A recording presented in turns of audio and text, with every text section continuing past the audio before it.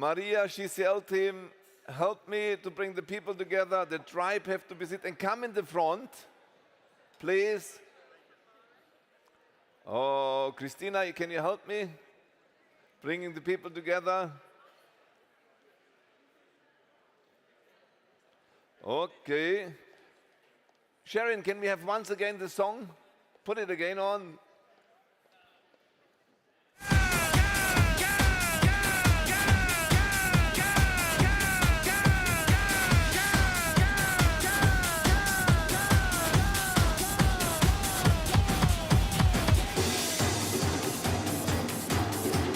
So, everybody together!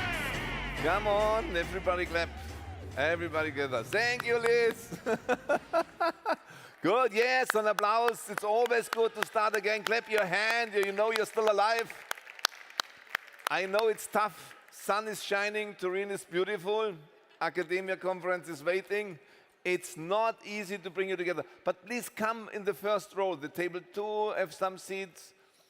Table 4 have some seats. Table 3. Do the change now. We have first the coffee panel of some stuff, and then we do the energy. And I pass over now to Mandeep. You will host this panel. I have a different role in this panel. I will step down and give a lady a next floor. Mandeep Ray, please. Make it.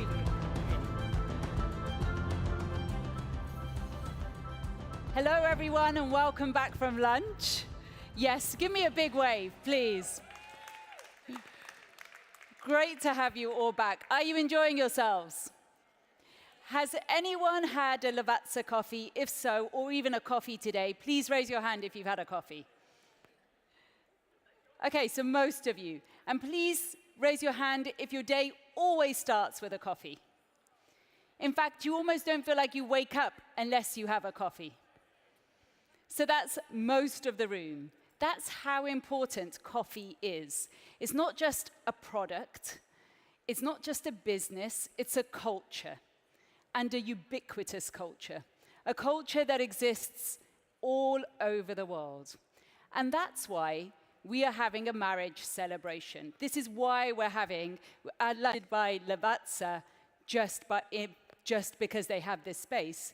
We're hosted by Lavazza or by coffee because there's a beautiful marriage between coffee and social business. And in fact, any product or business can become a social business. So he's got this infectious energy, right? I almost feel like one of the elements of this marriage is the fact that we're all related in some way, shape, or form to Hans. He's not just the head of the global. The perfect day is coffee. So Hans, I don't know if you expected this, but I thought we were going to... I didn't drink coffee, but my best friend needs help in India, and he's a farmer, a very great farmer, permaculture farmer. He has a huge, beautiful land in Kerala, and he needs an income for his children, $6,000 for the school fee. At this moment, I was, in my circumstance, rich. I could give him just $120,000 and say, send your children to school. But then I would ignore the power of a coffee farmer, or of a farmer. Can everyone hear Hans? Can you hear me? Clearly at the back? So Yep. my idea was, I asked him, what do you have in your beautiful forest? He said, cardamom, mint, mangoes, pepper. And I say, oh, it's very difficult to make $6,000 out of this. I'm in the luxury field. And then somehow coffee is growing. And it was 2003, and I said, oh, coffee?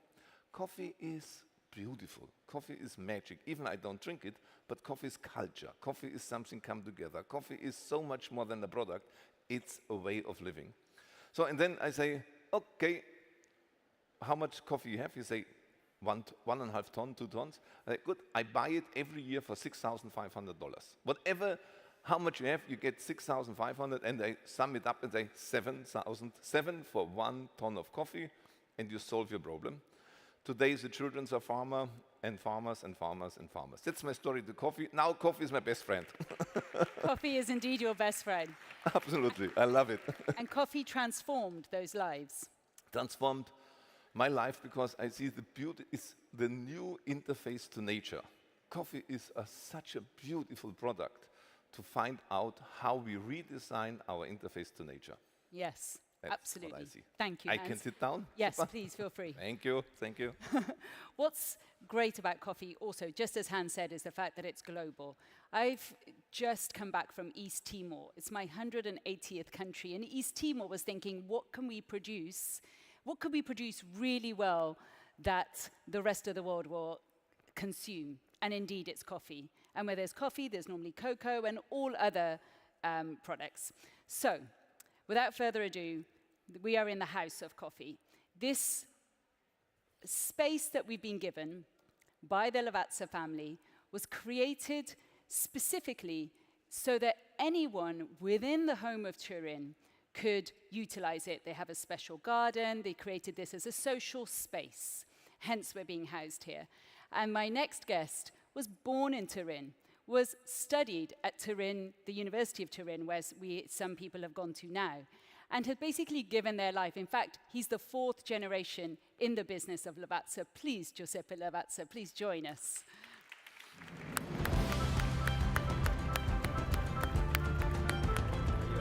It's an honor to be with you on stage. Thank you so much. Thank you. Thank you so much for the You've, introduction. please, you've had this like extraordinary journey with Lavazza because although you joined the family business in 1991, since then, actually, we have a little narrative here. We have a narrative that in these times of crisis, and it might feel like we are either just coming out of the pandemic or we're going into a recession. Either way, we're in a time of crisis and definitely a climate crisis as COP27 just starts, and we're talking about it again. But in 2002, there was your own crisis within the space of coffee, right? Correct. Yeah. And you can tell us that's how this all began for you. Yeah, this was the origin of our commitment towards sustainability. At that time, the coffee production was hit by a huge oversupply of coffee related to the major coffee-producing countries, Brazil, for example, but not in Brazil, even Vietnam. And of course, the oversupply affected quite a lot the price that went down to an historical low level, creating a lot of damaging in all the coffee community around the world, destroying, of course, the life of many people, many farmers. Was really a big, big disaster, terrible. And for the first time, we decided, of course, to take action with a company that's totally dependent from coffee, 100%. So we can thrive only if farmers have thrived. And we understand that very, very well, that period of our company life. So we decided in 2002 to join forces with our other coffee companies around Europe, especially some big coffee traders. We created a joint initiative called International Coffee Partner. It was a sort of private, a pre-competitive activity, first of all. So for the first time, a lot of companies that notably are competitors in the coffee market joined the forces to try to make a difference and to help farmers in surviving. So we started this incredible journey at that time. And we capitalized a lot of experience still now. So now we are facing, of course, a lot of other crises.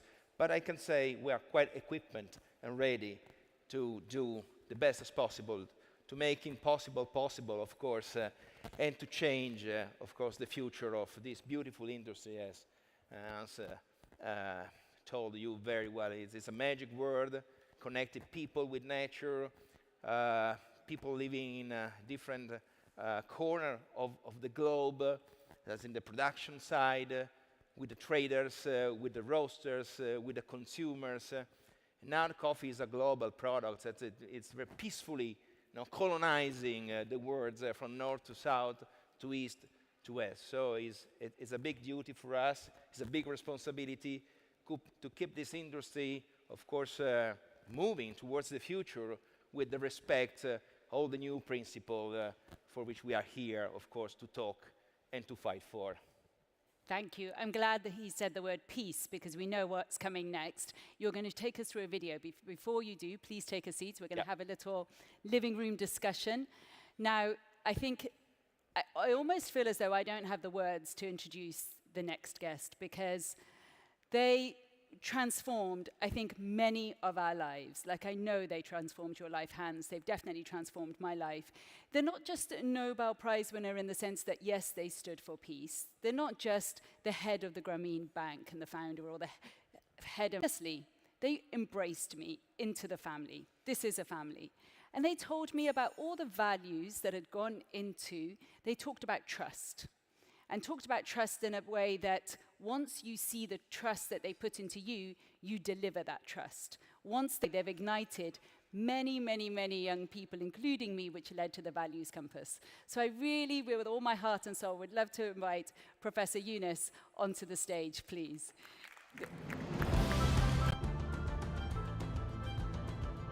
Hello. You're a life changer. So many lives. So many lives. Professor Yunus, yes, would you like to sit sit first? down. Yeah. Good. Thank you. We're going to go into a discussion, but did you want to share a video quickly before we get into this discussion? Yeah. Yes? Is there a video you wanted to share? Yeah. Okay. Are we presenting that video? I'm just checking. If not, we'll jump straight into the discussion. Maybe that, yeah. Is there a video? Okay. And if you want to talk us through it, feel free. Oh, thank you. Because I believe there's no Yeah. audio, so yes. Yeah, of course. So the company is involved in sustainability activities for many years. And we went through many different stages. And really, we gained a lot of experience just doing things hands-on, avoiding as much as possible a theoretical approach. And nowadays, we are, of course, very proud and happy to showcase a lot of different initiatives, starting from, of course, the foundation, the creation of our foundation in 2004. That was exactly one of the backlash of the crisis in 2002. And with the foundation, of course, we set a sort of long-term commitments for life, I can say, because foundation is for life, towards the most important coffee community around the world. So it was the very first important step. And then we, of course, progressive a little bit, because even the World Agenda was progressing towards a better acknowledgement of the problem and the issue related to the global crisis, to technology, access, and many other stuff. So first of all, for example, we joined the Global Compact. It was a very important step towards a better knowledge of the global crisis. We are very open to the public and private initiative. It's a very important tool for us of view to a practical point of view. Then, of course, came the United States Sustainable Development Goals, the big agenda with the 17 goals, and of course Lavazza joined immediately this initiative. Now we are focusing especially on 4 of these goals, the goal number 5, the goal number 8, the goal number 12 and 13, because of course over the years, what in the beginning was a sort of separated activity, very concentrated on the foundation, slowly, but without any stop, became a part of the company strategy. So we worked quite a lot to try to create a more organized system and to look at the company as an ecosystem where every single small activity is totally correlated. So nowadays it's impossible to split what is the company strategy from what is the foundation strategy, what is the sustainability, and what is the company strategy. The 2 things merged together, and now it's part of the top management agenda, of course, to fulfill and to support the development of the company, having in mind that we want to act in a specific way, according exactly to our sustainable principles. So this sounds, as Professor Yunus said, electrifying, in the sense that you're saying that at some point, what you're doing in terms of business and what you're doing in terms of your foundation seems to have married together. Professor Yunus, I think you had described social business as an activity where the profit is immediately put back in, and that so you're not gaining profit, you're thinking about a social problem and you're solving that social problem. Do you think, when you said that when you met Mr. Lavazza, this time round it was electrifying, and think this is the first time you met. Do you think that what they're doing so far in terms of the foundation is truly, have they created a social business, or do we need to create that social business? Can we go further? Well, thank you. Well, I'm the most ignorant person about coffee. Their love is pizza, Yeah, just so you know. because I come from a country which is a tea country. We don't have any concept of coffee. We thought tea is the best in the world. So that background, and now I'm exposed to coffee because of Hans. He keeps talking about coffee every day. So he explained what he does, and still he couldn't convert me into coffee. So in order to do that, he conspired to take me to Kerala, where his coffee is grown, and let me spend time in that mountainous part of the country, and showed how his coffee is grown and how the farmers are participating and sharing everything. And he was a guaranteed return for them so that they know exactly whatever the business is, they will have guaranteed return for whatever they do when they have schools and all. That impressed me a lot. He's not doing it to make money. He is in love with the forest and the animals, and particularly he loves elephants. They put an elephant in front of the door. Blue one. Yeah, blue ones. So he loves elephant, and he looks at the elephant in his tea garden and all other animals, and he wants to take care of those animals and so on. See the other mountains, he wants to go and occupy all those mountains and their animals. So that's kind of exciting thing for me, not the coffee part of it, but what he does with the coffee. The whole ecosystem Yes, around whole it. ecosystem and so on. Yeah. That interested me in the subject and so on. Yes. And you mentioned what the Lavazza is doing, whether it is a social business and what the foundation and so on. Yes. We had a long discussion, and for the first time I got to know, I had never heard of a Lavazza. That's another ignorance. Really? For me. Yes, indeed. It is everywhere. Because I don't know when we you're don't flying eat, in. we don't drink coffee in Bangladesh. Oh, So wow. I'm the ignorant person because Lavazza or coffee doesn't enter in my mind unless I have gone out of the country and see people. Now you're going to see it drinking. everywhere. Now I know. You're going to see it everywhere. Now I know what Lavazza is, how powerful it is. And they were discussing something which reminded me of my own past, about sharing things with the farmers. So dividing into 3 parts and explaining how 3 parts are done. There's one part goes to the farmer, one part goes to the owners, one part goes to the business, and that kind of thing. Because my whole journey began before the microcredit.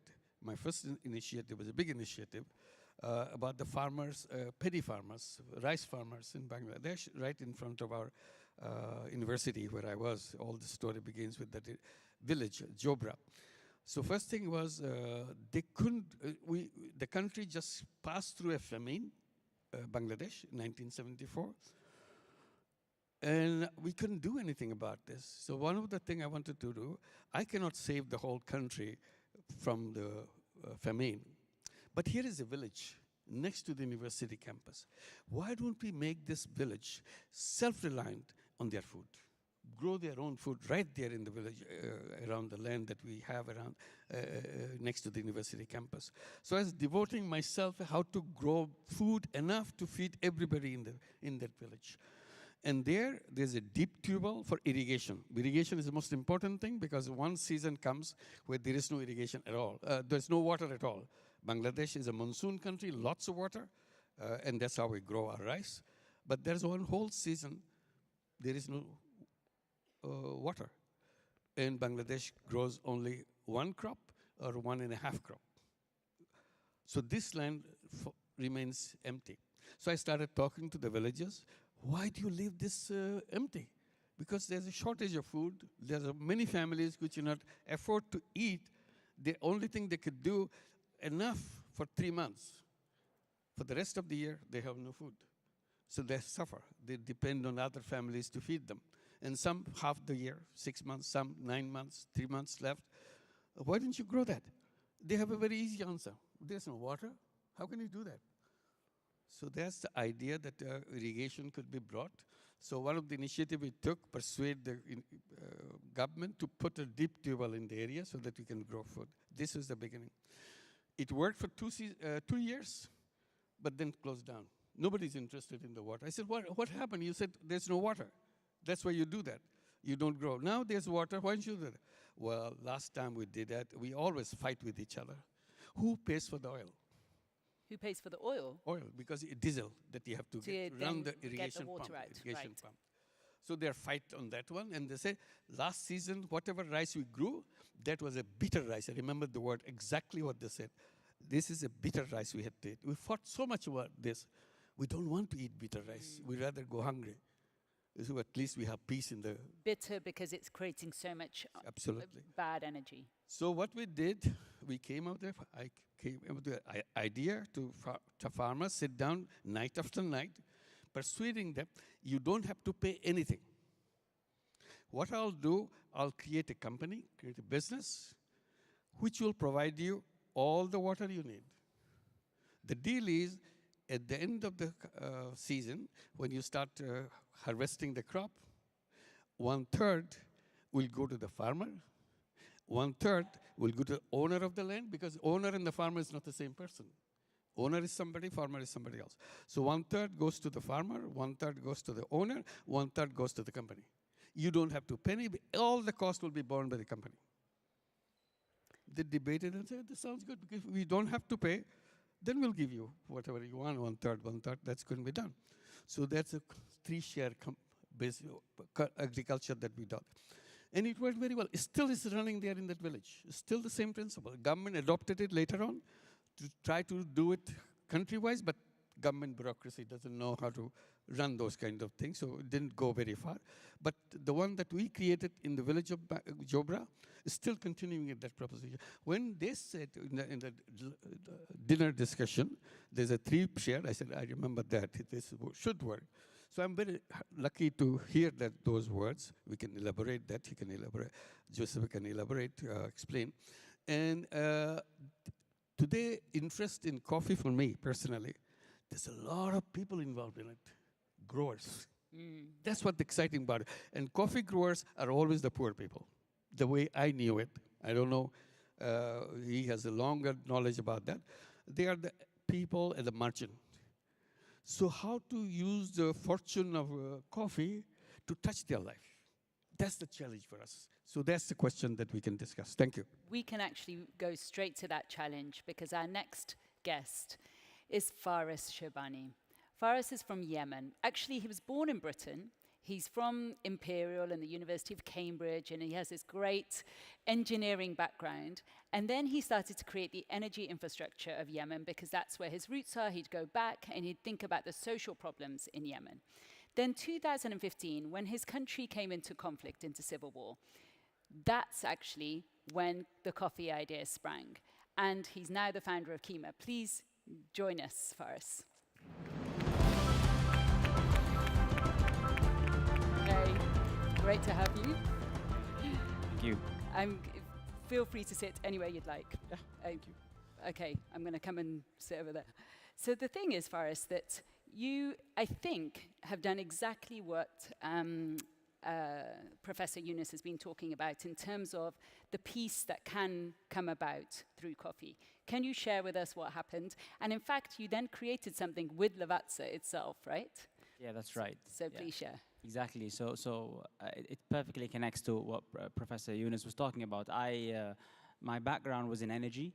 I spent a long career there, a very successful career in energy. And then I left all of that. I left it all to go into coffee precisely because I saw coffee as a fantastic vehicle for social change. And so I am naturally committed to the social power of coffee. And so the company that I set up 6 years ago in 2016 is called Kima Coffee. And it is, of course, in Yemen, which is my country of heritage. And of course, some of you or many of you might know that Yemen is in a war since 2015. And it was in the context of that conflict and in the context of the chaos of that conflict that I was looking for, well, what could we do here in this chaos that could be positive and that could enact serious change? And then I came across coffee, and I saw that coffee was largely grown by poor farmers, especially in Yemen. And there's a lot of pride attached to it. So there is this dignity factor to it. You know, in helping a farmer grow better coffee, you're not only giving a livelihood, but you're also instilling dignity or restoring dignity. And it's decentralized. I come from energy, and energy goes through governments, doesn't affect many people, and then goes typically, depends on the government, typically goes to a certain segment of society. Whereas coffee, you're dealing directly with farmers,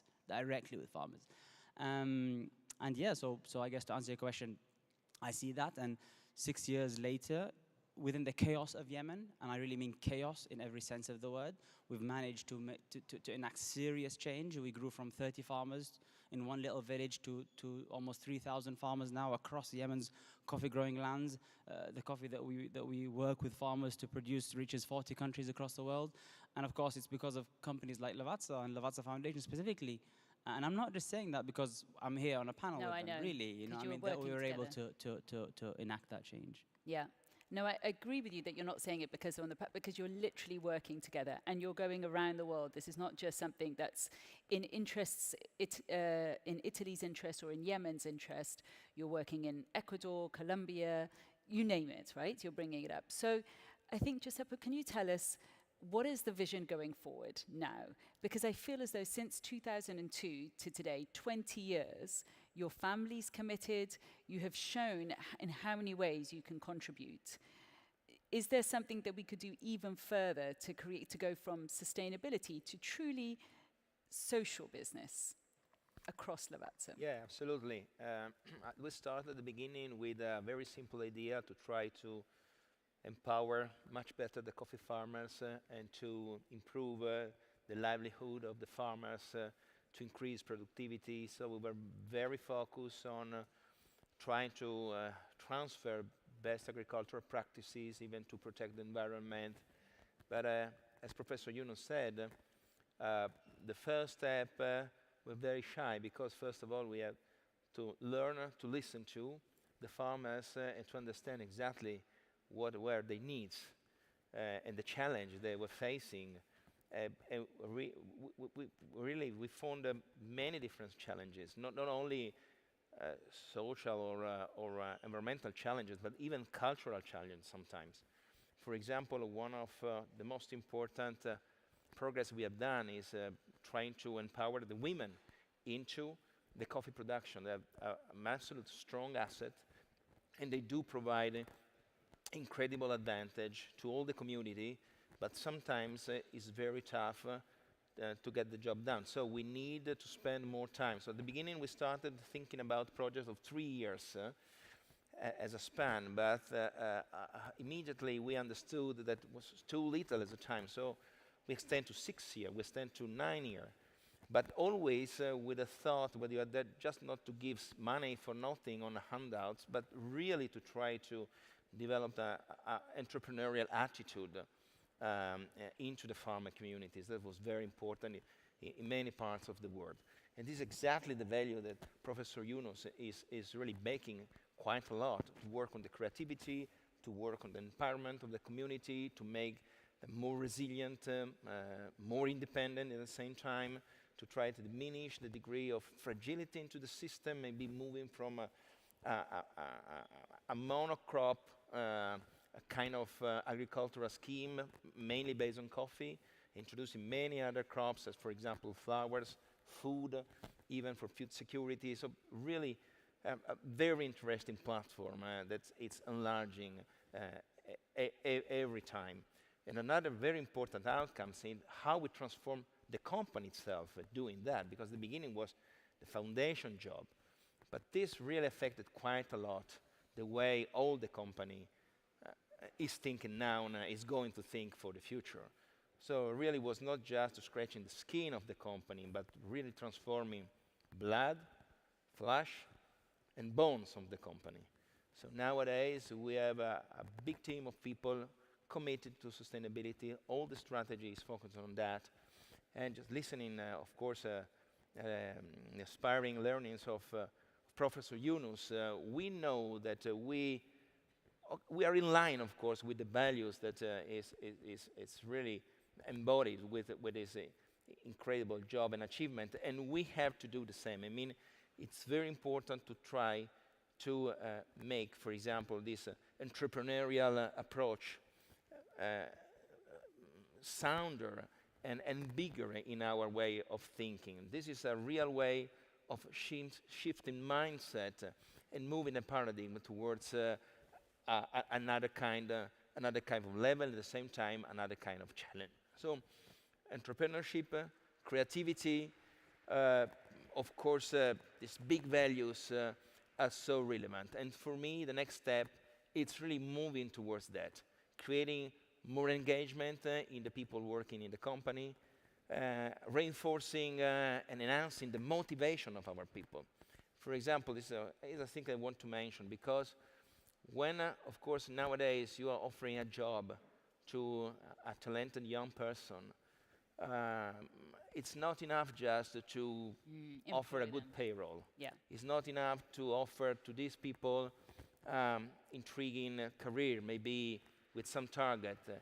You need to offer them something more, a project for the life. And if your company is truly committed to try to make a difference, to create an impact on every kind of social aspect, and now we're touching a lot of different social aspects. That's provide for you, even as medium company as Lavazza, the capability to attract the best. And if you attract the best, every dream is possible. Every target is achievable. And this is exactly what happened to the company that was changing the vision, the size, and the footprint from 2010 to 2022. And that's exactly the span, the time we really adopted sustainability as one of the main drivers. This is very important even for our team and our people. That's brilliant. I mean, don't you think it does deserve a round of applause? The fact that we have here, I don't know, Professor Yunus, whether you thought that you would combine these kind of laudable values, attributes, and properties so that when a young person comes into the company, they're employed in a way that is not just a job, as Professor Yunus was saying. It doesn't have to be the end of their imagination. It can be the beginning, and they can really contribute to social problems. Professor Yunus, this is your final word, when you were beginning this kind of 3-0 concept, and when you thought, we'll have social business, did you think it would happen in huge multinationals like this, in huge companies like this? And now that you see it happening, what's possible? I don't look at the big business or mega business. I look at the people behind those businesses. Yes. What you have in your mind, that's what you reflect Yep. in your business. Business doesn't control me. I control the business. That's the whole idea. So I'm looking at the people behind the business. In the discussion that I had, I didn't have any discomfort that he's saying something very different than what.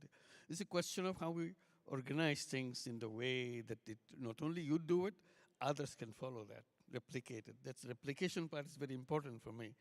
Prototype development is very important for me. That's what I was looking for. For example, immediately I would say, not only they grow coffee, they can grow other things, which you just said. So around the year you do it as your livelihood and your life. One is livelihood, you feed yourself. Yes. And there is your life. It's a complete philosophy of life around the nature. It's a nature. Yeah. So why don't we grow besides coffee in other things? What's convenient for them? And why don't we look at the things that they need? We can create social business around them. One is healthcare, because usually they suffer and no healthcare is available to them. Yes. Can easily create healthcare for all the coffee farmers that we work with. This is something comes not because I donate them, you create a business for them, social business healthcare service, which we have done a lot. We have a lot of experts in the Grameen delegation who run those healthcare programs and so on. What about the education for their children? Yes. So that they grow up with a new attitude about life and things, and this is part of their life.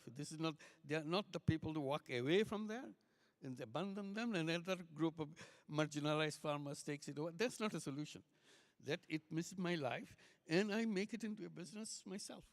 I look at it as a business practice. So there are lots of issues around the life of the person. Yeah. Not just I pay you a wage, I do that, and my job is done. So that's a comprehensive way of doing things.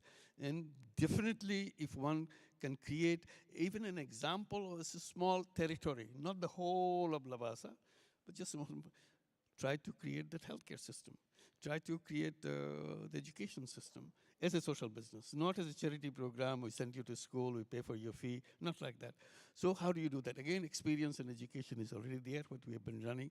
So we can share those things, whether it attracts you, whether if you like it, try it out.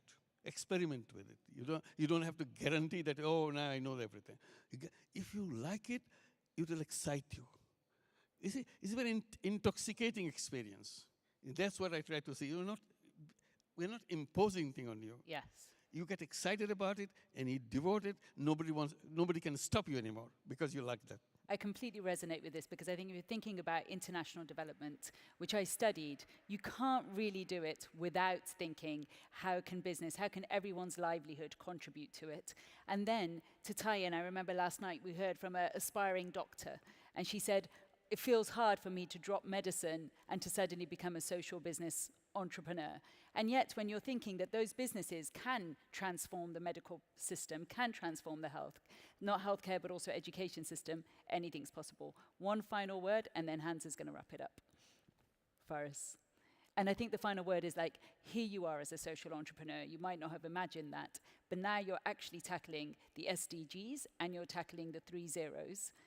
Is that now you can see that that's possible to maintain a livelihood and for that be possible for every business?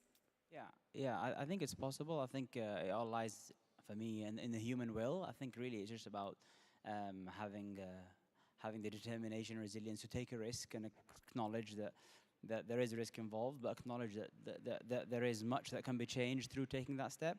And maybe when talking about the SDGs, I think for me, I would say let's not stop at no hunger. Let's go beyond that. Let's talk about prosperity. Yes. Let's not stop at fair trade. Let's talk about transformative trade, because that beautifies the business or the product, and it goes beyond no harm to something that goes, to life changing. So I think I'll stop and end there. And I think that's exactly why we're not just talking about zero unemployment, we're talking about zero poverty, because just to have a job alone is not necessarily enough if you're on the minimum wage, for example. It's about really prospering, to your point. Hans, how would you summarize this? Not easy. Seeing the social business aspect and seeing you, Giuseppe, in a way, the first thing is what I really like is your family holding business, It's your family. It's not the speculative stuff, You will see it how it goes to the next and over next generation. So that makes already a big difference to Starbucks and to the rest of the business, because they have an enormous speculative advantage. Doing social business, it's easy for you. You will be a champion in social business. Because why? When I come here, the first thing is what they say, oh, there was a little bit cut on my tree outside, and I was disappointed. You can remember? And then today I come in the room, and Giuseppe explained me this beautiful flower. What's the name of it? Salvia. Sandia. And he was Sandianas. He was in front of this flower and have all his love and compassion what he have in business in this flower. He explained me very much how it's flowering. And no flower, no power.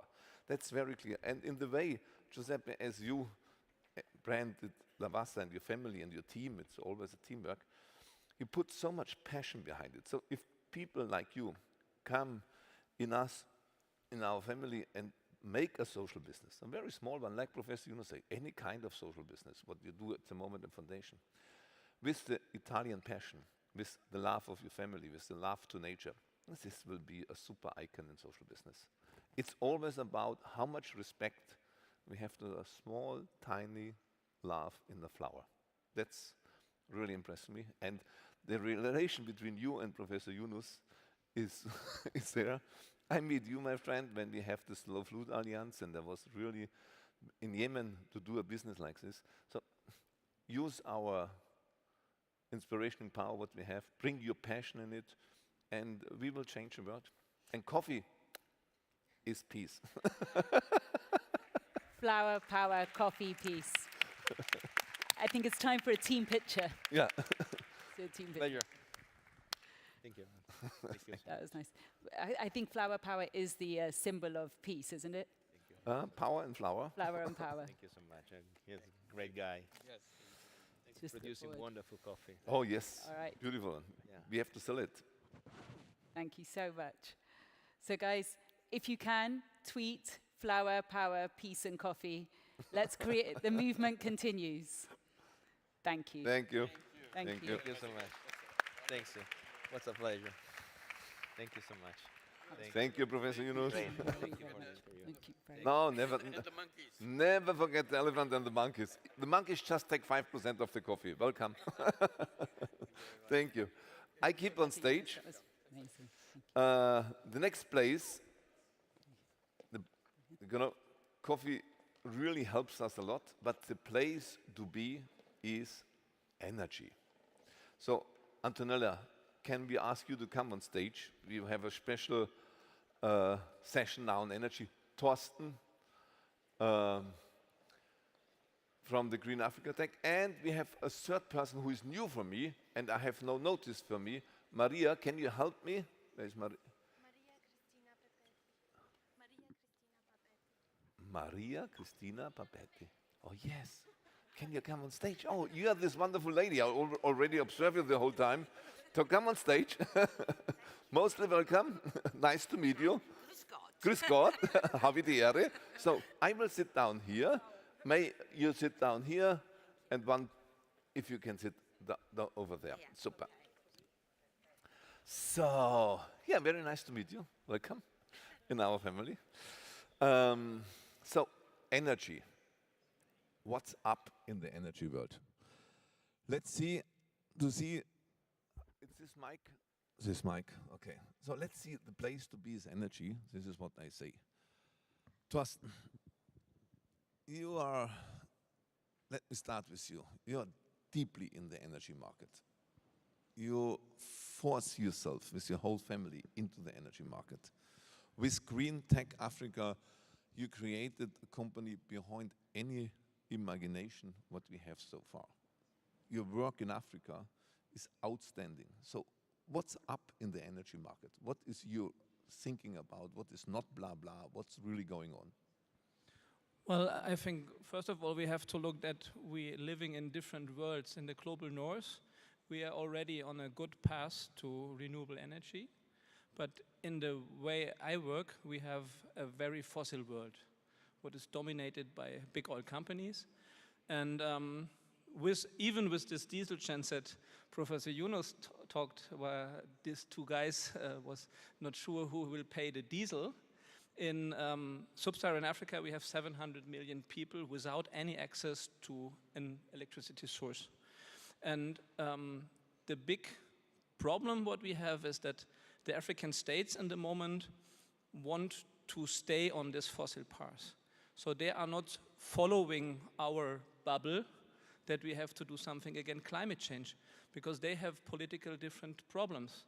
They have a very young population, which with fossil fuels, I fight that we really start now to produce solar energy with batteries in my case, or biomass or wind energy, but the African policies are totally on the other way. That's, I think, the big frame.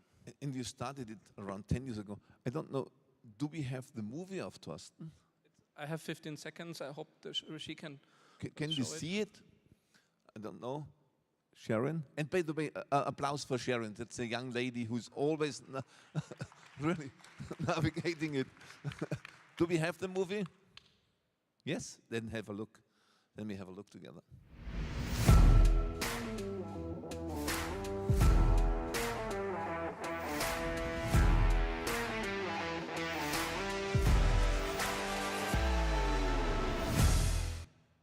Yeah, that shows at least a glance. He's a real rock star in the energy market. You know, doing it in Mali, doing it in Sudan, doing this business everywhere, every day. You're 3 times father with your beautiful wife. You have a parentship as well. But you risk every day your life for your dream. And in a very heavy way. I know it. And you know, that's why we both fall in love. That is really where I respect you. We are from the same city. But you rocked it. And why you do it, what you're doing, you know? Why you risk your life every day? Well, first of all, I was inspired by Yunus. But in the early time, 12 years ago, where we met also in Wiesbaden, and I have this idea to really change the world through social entrepreneurship. And in my case, it's that I'm very political active also, and I hear always, it's not possible. You cannot electrify a village in a war zone. And that's always picking me, and I always have Yunus in the head, and I say, yes, but I have to show that it's possible. And with this change, we can inspire other people to follow us, and that's a movement. And I do it in a hard way, but I think it's important. In a really hard. A big applause for Thorsten. He's a real miracle. For one stuff, maybe Antonella, you can help us. We just got a contract from United Nations to transform a United Nations camp from diesel into solar. You need you don't need risk capital. You just need a normal loan for 5% interest. You can pay your self-control. Get this person done, then he gets his resources. He helped us more than anybody else. Antonella, thanks again to you here with us. It's your life have so many extraordinary performances as well. You was decades in Boston Consulting. Then you made a big move to say you serve politics. You become the head of the strategic department of the Chancellor in Austria. But you always are in so many boards. You just now go back to Alpbach. You're on the board of Alpbach. You're in the energy market. You're a super strategist in a way. So what's up in the energy world from your side? So thank you, first of all, for inviting me, and thank you for a fantastic organization and a great, I would say, great family spirit that we have here. And it's thanks to you, Hans, and to Maria, of course, and to all, and of course to Professor Yunus. Thank you very, very much. And I think we should give an applause to our moderator here, who is organizer. Thank you very much. And to my super team, our super team. And thank you for inviting me to this session about energy, because, as you know, I've been always looking in my life to technology-driven innovation.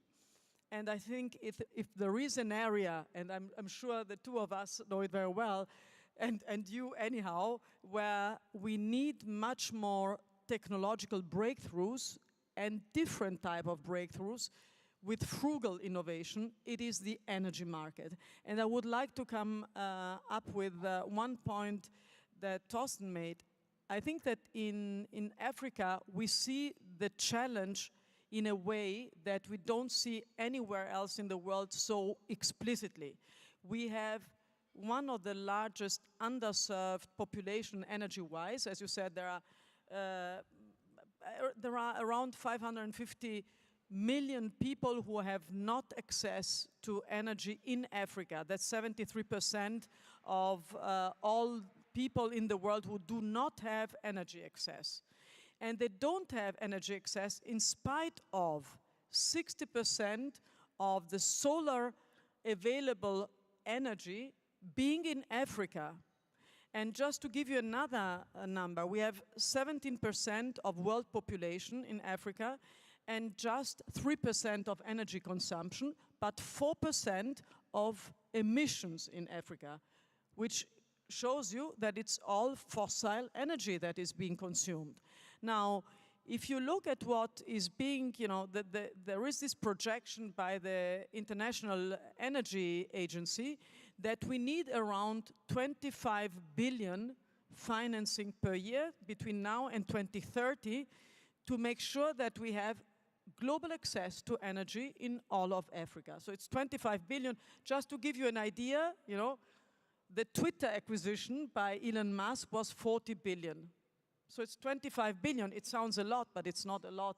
And it's less than 1% of the yearly investment in energy infrastructure. So, we need 25 billion per year if we want to give access to all. But that is based on a calculation of investment in mainly fossil energy provisioning. If you go to renewable energy provisioning, the investment is significantly higher because you need to have a much more decentral approach. So it's around 50 to 70 billion that you need to invest. So significantly more. And furthermore, there is a challenge. This investment is decentral. You need entrepreneurs, you need small communities to invest in this decentral energy provisioning. So these are people who are not bankable in a sense that, you know, that Professor Yunus has been addressing. We need to make sure that this decentral energy provisioning is being financed. So we need more financing, but much more decentral financing. So let me just say, you know, because you addressed the fact that I'm on the board of Plenitude, which is the renewable energy activity of Eni, which is a large, mainly fossil energy corporation. But Plenitude has been created as one of the first social benefit companies in Italy, and one of the first in Europe. And we started just now a challenge which is called the 1 to 0 challenge. You know, everybody, Peter Thiel and so on, speaks about 0 to 1. We say we want to go from 1 to 0, going into the direction of the first 0 of Professor Yunus, because we want to launch a challenge to foster decentral innovation, breakthrough innovation, entrepreneurial activities, not only for Africa, but for the whole world, also for Italy a lot, mainly for Italy. Actually, Plenitude is active mainly in Italy, to make sure that we can support the energy transition with an entrepreneurial spirit and with a decentral activity. So what is going on in energy? You know, every one of us sees we have a major energy problem in Europe and a major energy problem in Africa, different type of problems. In Europe, it's done by the fact that we do not have access to the previous sources of energy, which were fossil energy from Russia. We have to change our model, but the new model is visible. We just need to create a new system to implement it. And I think that some companies are working on it, and I'm sure that also Enel can say something about it, you know, because we are also working intensely about it. Before we come to you, to discover you and see who you are, you know, Antonella, when we talk about these big players, Thorsten, you, me, and just having the #1 coffee brand in the world, and Danone, and E.ON, and all this, I think we should forget this in the social business. Because imagine Larry Page went to Microsoft and say, oh, I have an idea. We can call it Google. It will be not the same entrepreneur. What we need is people like you, people like Saskia, who turned into the social business, people like Andrea Young. You know, we need the best people from the company, like you do now, and say, what I'm doing, I want to do it for the best of the people. Seeing Andrea Young in America, what she changed in 4 or 5 years, she makes out of an idea, she follows precisely, she respects, she trusts Professor Yunus, and make $1 billion social business. So how we bring more people from the best talents into social business fields, like the power and the passion of Giuseppe about the flower. That's convinced me he can do any social business. So thanks a lot, you're with us. Just yesterday we had Generali CEO. He want to now step into, bring us all the super talents above 50, and we will rock together as Thorsten rock. But may I say, how do you bring more of these people in, you know, in this larger family of socially driven entrepreneurs and socially driven, I would say, company builders and company leaders? You would just simply infect them with this idea of changing the world. I think, you know, just what we heard yesterday and this morning from Professor Yunus, this is so compelling. I think that we have such a situation now that we are all aware that we need to build the new engine, the new ship, whatever we want to call it, you know. And we know that we need to do it. So I think, you know, just making sure that we get together, that we try to experiment things, and that we jointly see the fruits of this experimentation. I think that is essential with big corporations. And I think that we have a duty to change the big corporations. And I think that there are a lot of leaders who are willing to change, not all of them, but I think that one by one, and that is one of my missions, you know, trying to change one by one, to make them aware and also to have patience, because a transformation takes time. And if you think about Eni, I think, just Eni is a huge company, not in renewables, and Plenitude is a small company in renewables. Actually, the valuation of Plenitude is very high, the multiple. It takes time for the small entity to grow up, but that's the future. So the dog with the 6 legs, the green dog, will be the winner down the line. And the black dog, I'm not saying it will be the loser, it's providing the financing for the green dog to do the possibility. So do not blame and shame the large corporations. Just give them a bridge, help them to get over. I think that's essential, and I think this is the attitude that we all need. Absolutely. So, yeah. We always say we don't exclude this. But just a friend of mine, Anja Dotzenrath, just took PP a board membership. You know Saori Dabor, who is in the BASF. That's personal level. And I always wish that these persons be free to feel 100% commitment to this, what they feel in their heart. They do everything for the next generation. That was my point, what I want to make. I know I do the same like you. I hope Volkswagen will be once the best player in social business. Takes me 10 years, 20 years, but I don't give up. So who are you? I am in charge of sustainability in Enel. Enel is a utility. Enel Group has a presence in 34 different countries in the world. And we made that switch. I started in 2010, luckily enough, to work in this small renewable company inside a huge multinational group dealing with fossil fuels. What we did in the last 12 years was exactly changing completely the business model and the strategy. And dealing with sustainability to us was exactly what Giuseppe Lavazza was saying before. It's a journey. We started this journey a few years ago. And that's the reason why now, to us, sustainability plan and strategic plan is exactly the same. To us, we are dealing with energy, and I'm happy that this morning someone, and I totally agree, start talking about climate emergency, because it's no more climate change. We are there right now, unfortunately, and that climate emergency is pushing the issue of climate justice very far away. And so we need to really understand and cope with the idea that access to energy is a human right.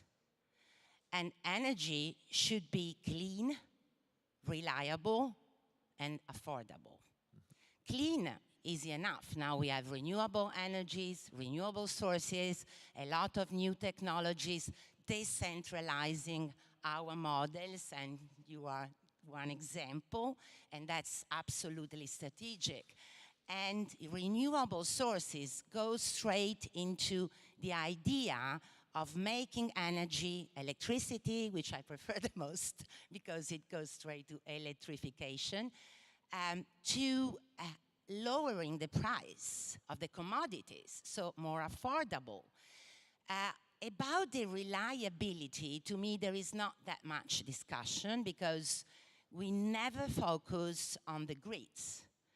Because also to host more renewable capacity, we need grids. For instance, in Africa, you were discussing before, that's the great issue. And where the grids that should be decarbonized, and this is a great opportunity for new business model, social impacts, changing, the idea of the way we are using components, materials. So innovation, circular economy can really affect local communities if we can gather together. And the reliability of the grids pass through the digitalization, which is so relevant also for the energy industry, and innovation. We need to gather together the big ones and the smaller one with great ideas and great business model with greater impacts. And this is the ecosystem or the perfect ecosystem we should really follow to change the world, as you said, up to now. Yes, absolutely. In the same way, you know, being working over 20 years for E.ON in Germany, knowing Victoria Osatnik very well, knowing every single person on the smart grid, I see the border what we have in the corporate world by the laws of the stock market, it's limit our personal wishes. So what you personally took away from today in social business, what's your personal takeaway out of the social business community? Because the big business, don't misunderstand me wrong, they can do a lot, but they still have a border. No, I think that, first of all, I've been really lucky all my career because I put all my passion in trying to change in the world from the inside. Yeah. Because, you know, I strongly believed in a better place to live in renewable energies many years ago when no one would have bet, you know, even a dime on that. And I think that has been said a lot today, and I've been very inspired, but this is something that I lived personally, lucky enough. Because, you know, multinational companies, and this is what I've seen, a good change, let's say, as you said, used to, you know, also let me be a little bit provocative, also the international cooperation, that approach of we have all the solutions because we know we have the money and we know how to do that. And we were discussing also before, if you find a solution for India, it doesn't exactly work for Africa or Asia. So you need to go on field, and as you said, listen, and listen to the needs, first of all. And to listen to the needs and then start working together. We are working with a lot of NGOs on field, but most of all, we listen to the people, because the solution also for coffee cultivations, I really lived myself in Colombia, was very different from the one that we lived in Africa, because the land is different, the history is different, the story of that farmers were different. And then you need to start a dialogue, very frank, very open, and very, you know, you have to walk the talk, no other way to say. And so walking the talk and be there and show that you are there to listen and to work together. To me, that's the best possible solution. Yeah, definitely. Customer insights. An applause for you. Thanks for your passion, what you have. Even I personally think what I learned from Professor Yunus is, if we find a solution on any social pressing needs, it's a universal solution, and we can share it in many places. As long as we go a deep dive and we listen what you just say. What have, Antonella, in your aspect to say, what are the main questions in your head, what you have, how we can have the change? And coming back, because we are here on the Global Social Business Summit, we want to talk precisely about the opportunity of social business, of the concept of social business. So what do you see the power on social business, and also the questions what you have for the energy market? I think, you know, for the energy market specifically, I think that we need to find solutions to, first of all, to be open-minded to the best solutions which work in different geographies, and spot them early and give them the chance to be experimented with relatively little money, because it's very difficult to get access to financing at the beginning.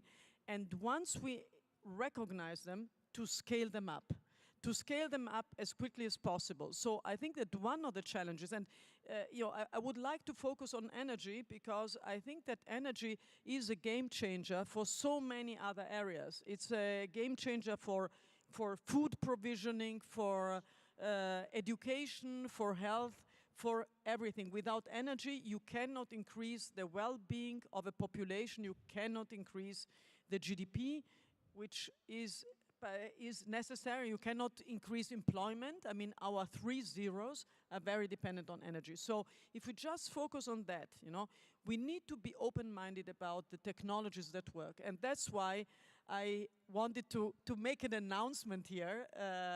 Hans, and I know that that you are always been a big supporter of the Kofi Annan Award for innovation in Africa. And we are very lucky to have 2 jury members here Kojo Annan, who is here. Kojo, thank you for supporting, and of course Professor Yunus, who are in our jury. We have been doing the first release on health and well-being. The second one is on food security, on zero hunger. But the third one, which will be coming next, is on energy, on making sure that we provide zero emission energy to Africa. And for that, we will do an open call for innovations in Africa and try to spot the startups who are already realizing solutions in Africa. And I know that you know many who can participate in that call for submissions. And then once we recognize them, we will help them through a network of investors to be scaled up and to be transferred from one country to the other. Because we're speaking about Africa, but by the way, you know, something that works in Kenya is not working in Nigeria, and something that works in Nigeria is not working in Rwanda. You need to transfer it. And so I think that we need to recognize that there is a lot of need for support to make sure that we transfer this innovation. So to SDG 7, for those who know all the SDGs by heart. After having treated SDG 2 and SDG 3, we then go to SDG 7 as an enabler for a change in the society. Yeah, apply the Kovian. Yes, you can make an applause. And we already get the sign, Professor Yunus have to leave for the Social Business Academia conference. Yes, too. But that was a big tension. I feel it and I know it and know how hard the reality is for you, you know. We always listen, scale it up, make it up. Africa Green Tech do a perfect performance, is perfect on microcredit, is perfect on 6, 7, 8 different countries. But you're stuck always with just get a credit line of 5 million, 10 million, 20 million, 15 million. So what you really need at the moment to say, if I have not even need an investment, you need a credit, you're ready to take a credit, you're ready to scale it up, you can scale it up in a billion conscience companies. So what you need, Thorsten, to make it happen? Well, I'm thinking, I know we are running out of time, but what I see here in many discussions, Yunus is very good in creating this first step of creating social businesses. But if social business coming to the point where they have to scale, they're all facing the same problems like I have. So scaling up as a social business is very difficult because the old world is still only on profit. And all investors are only on profit. And all donors and all philanthropists are only on donations. And Yunus created a new vision how we can work and live together. But the finance system and either the NGO system is not ready for that. And that's the biggest problem what I have. So I don't get investments to scale. Yeah. So let's talk together, sit on one table. We may find a solution in the next 24 hours and get, at least for United Nations project, the credit lines. It's not so much. You need 5 million at the moment. We have projects for more than 200 million euro in Africa, but for so the United 5 Nations million would be nice. Yeah. Is the 5 million for now. Maybe we find a way together. Maybe we sit together, have a coffee, find it out. Maybe we even can see at least tomorrow to say, yes, we did something and we did something concrete and let's make it happen. And Hans, my client is the United Nations. Yeah. So it's not a private project. We won a tender to electrify Kakuma. Speed dating, match it up. The place to be is energy. And now the place is the Social Business Academia Conference. Professor Yunus, thanks a lot. You listen. Hans. Before Professor Yunus leaves, we have an announcement to make. Oh, yes. Yes. Very good. But let's first go to the panel. Let's go to the panel to say goodbye. You have a match. Professor Yunus for 5 You more have minutes. more than a flirt. Thank you so much. And we have a coffee as well. Thank you. They will match it. Maybe we can do something tomorrow to be very concrete. Good. Maria? Yeah, announcement starts always with E, like energy, but it's about esports. Esports? Yes. So we have here Lorenzo Giorgetti, head board member of the Global Esports Commission, Federation Commission. Super. And he has something to share. Welcome. The stage is yours. Thank you. Thank you. Can you hear me? Yes. Good, good. Thanks, everyone. Although I'm addicted to coffee, as most of the Italians, I prefer reading as I have a very short timing and I don't want to miss anything in this presentation. So I'm very pleased to be here on behalf of the Global Esport Federation, and I would like to extend my appreciation and gratitude to Professor Mohamed Yunus, to Johan, who has welcomed us to present today the eSport for Development project. And let me first give you a very short snapshot of who is the Global Esport Federation. We are promoting the credibility, legitimacy, and prestige of esport. We're trying to convey athletes, we're trying to convey players, industry leaders into one inclusive platform. Our main goal is the development of an inclusive, safe, healthy, and sustainable esport ecosystem, with a particular focus on responsible gaming, holistic wellness, fair play, education, and especially career pathways for our players and athletes, which normally has a very short career due to the fast-changing system. With a mission to cultivate competition, along with developing communities and the connection between sport, esport and traditional sport, esport and technology, GF cultivates the authentic voice for the world of esport. We have currently established more than 125 partnerships in only 2 years. We have more than 100 national federations. We cover most of the territory. But what is sport? Because most of you might not be familiar with that.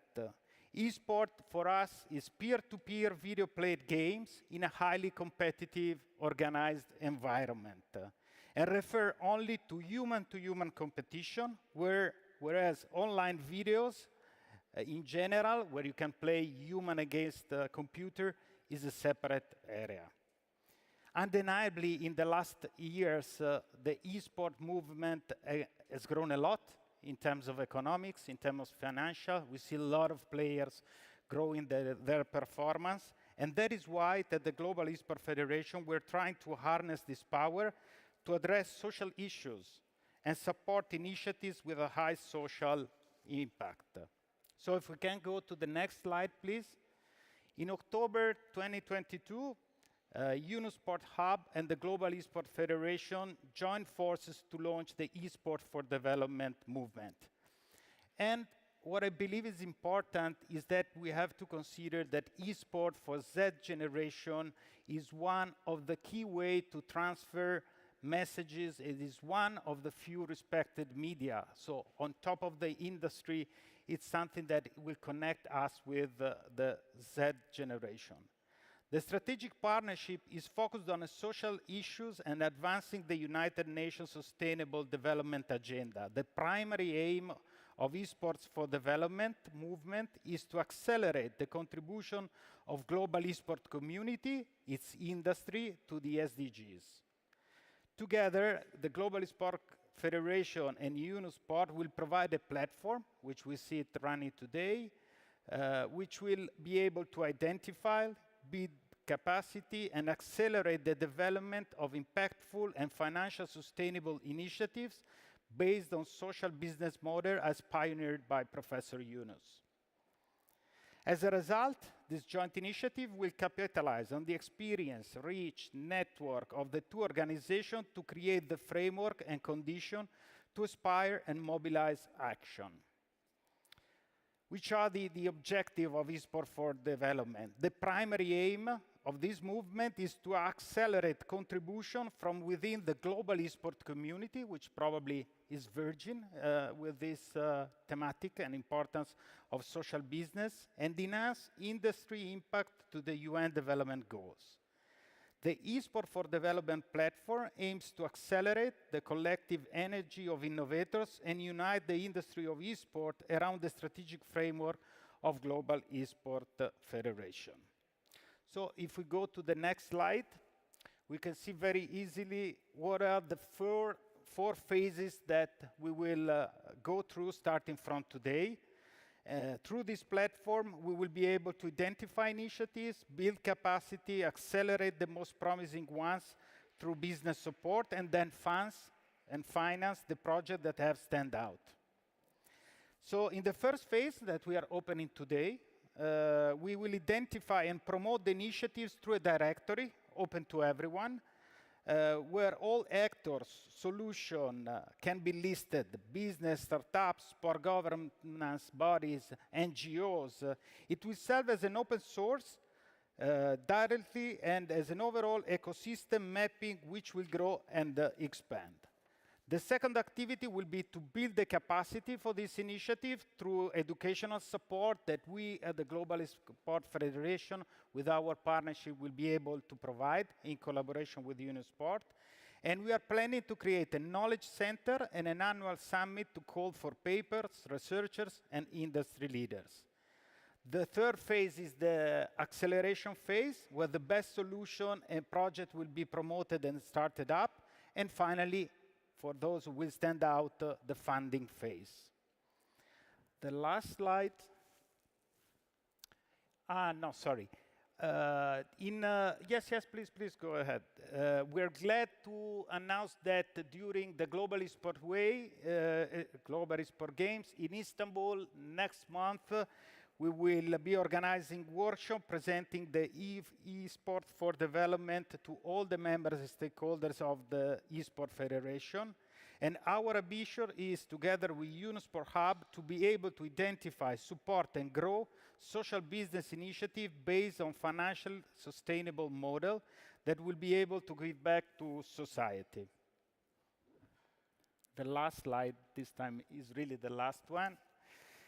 Therefore, as I close, I would like to invite all of you to check the brand new website of eSport for Development that goes live today. Is at esportfordevelopment.org. And if you would like to join this movement, contribute towards socially sustainable initiatives, and be part of our wider community, please feel free to reach us and submit any idea or project that we will love to take over. Thank you all. Thank you.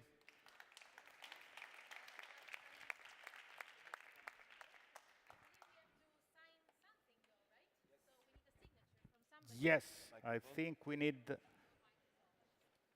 Your mic is not working.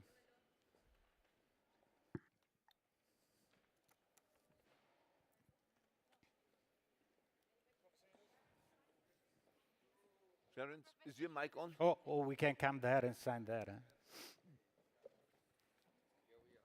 Hello? Oh my God. It would be an honor for me to sign. Wonderful, Microphone. wonderful. You need some. I'm ready. We just Yeah? yes, Well, sure. in the middle. It's a wonderful occasion in this particular social business summit, global summit.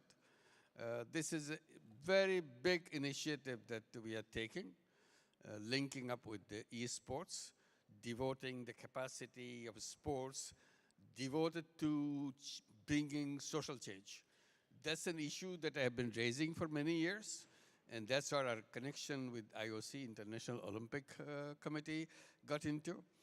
And Olympic Committee introduced us with the sports, and now we are very happy to start a new relationship with a completely new emerging sector that is coming in sports. It's an amazing thing, and I was surprised when you see that the International Olympic Committee is so enthusiastic about you. Of course, it's the land of micropayment. Absolutely. And we need to introduce So we thought business. this opens a completely new chapter for social business, extending the reach of social business through esports, which is growing every day. What is the number now, approximately, about the esports people who are participating? 2 billion. 2 billion people already involved and growing very fast in terms of millions and billions and so on. So we want to reach out to those young people who are involved in this sports, young, even non-young too. This is something which is next area where social business can extend to many, many people. So we are very happy that we can sign this agreement. Today is the final day where we actually signed the agreement. We have been negotiating all the issues together so that we understand each other's role, how we handle this, how we proceed. So this is a very memorable event and it's a very important event in this particular summit. And I appreciate giving this as opportunity to put the signature here today. So I'm doing the signature right now. Yes, And, can I yes, keep your mic? Yeah, please. Let me do that. Okay.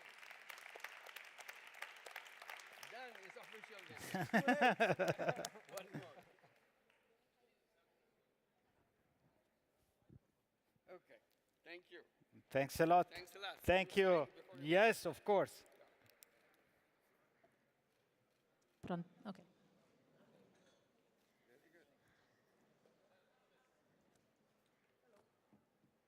So the first signature and Mere. announcement Thank you of very this much. Global Social Business Summit.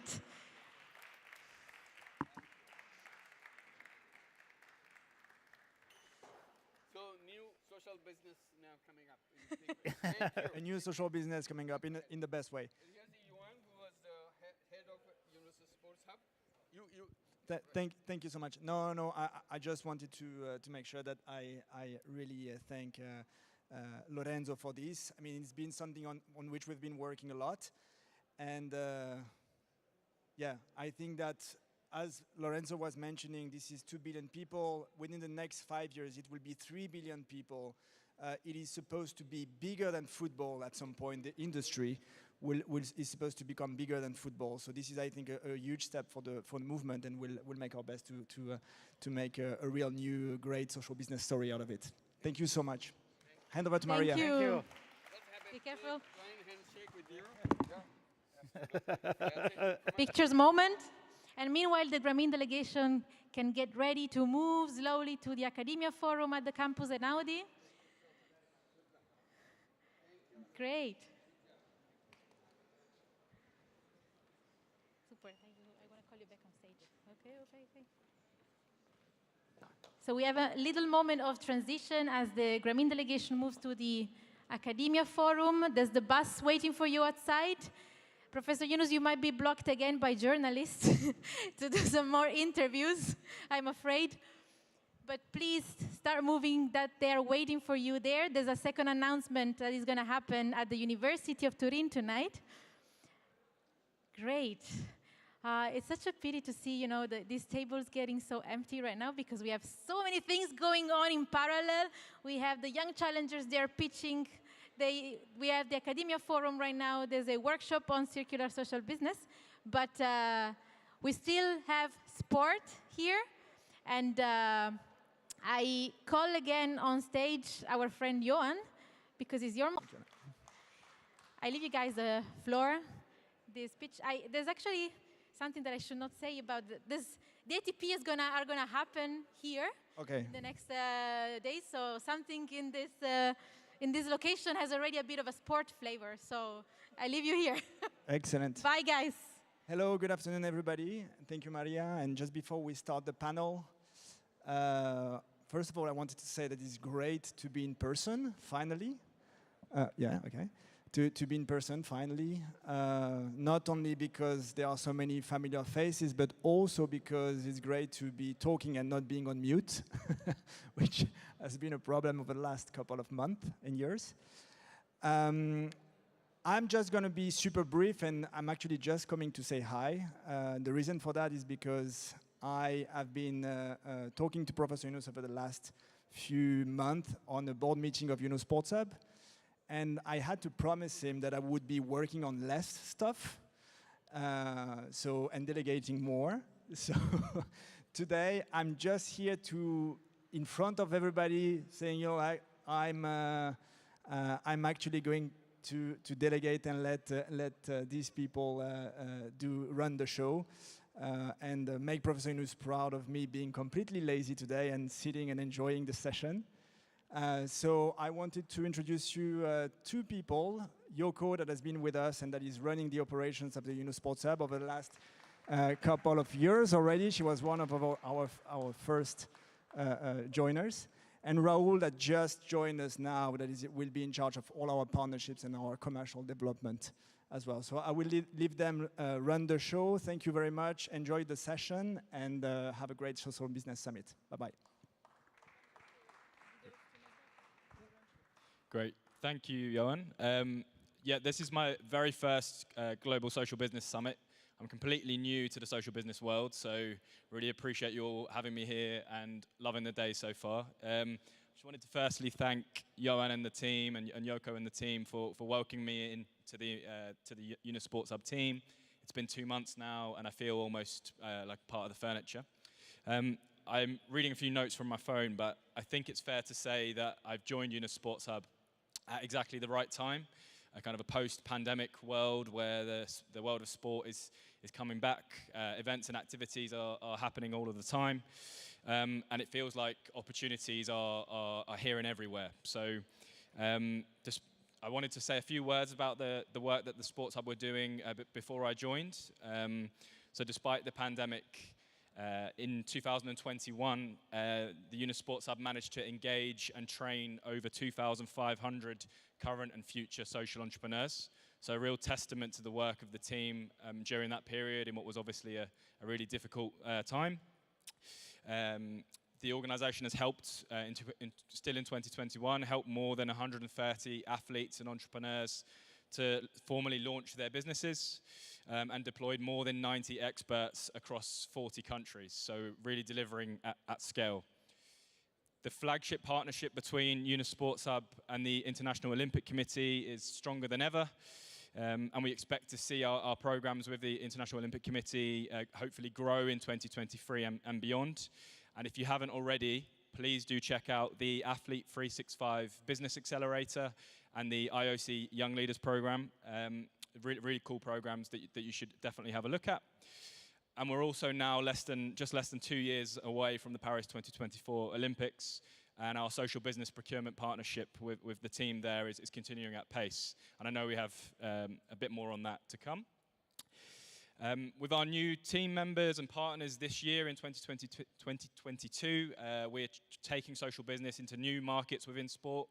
So just last month, we took Professor Yunus to the World Football Summit and announced him to the world football industry, which has resulted in lots of kind of new potential partnerships with organizations across the world of football.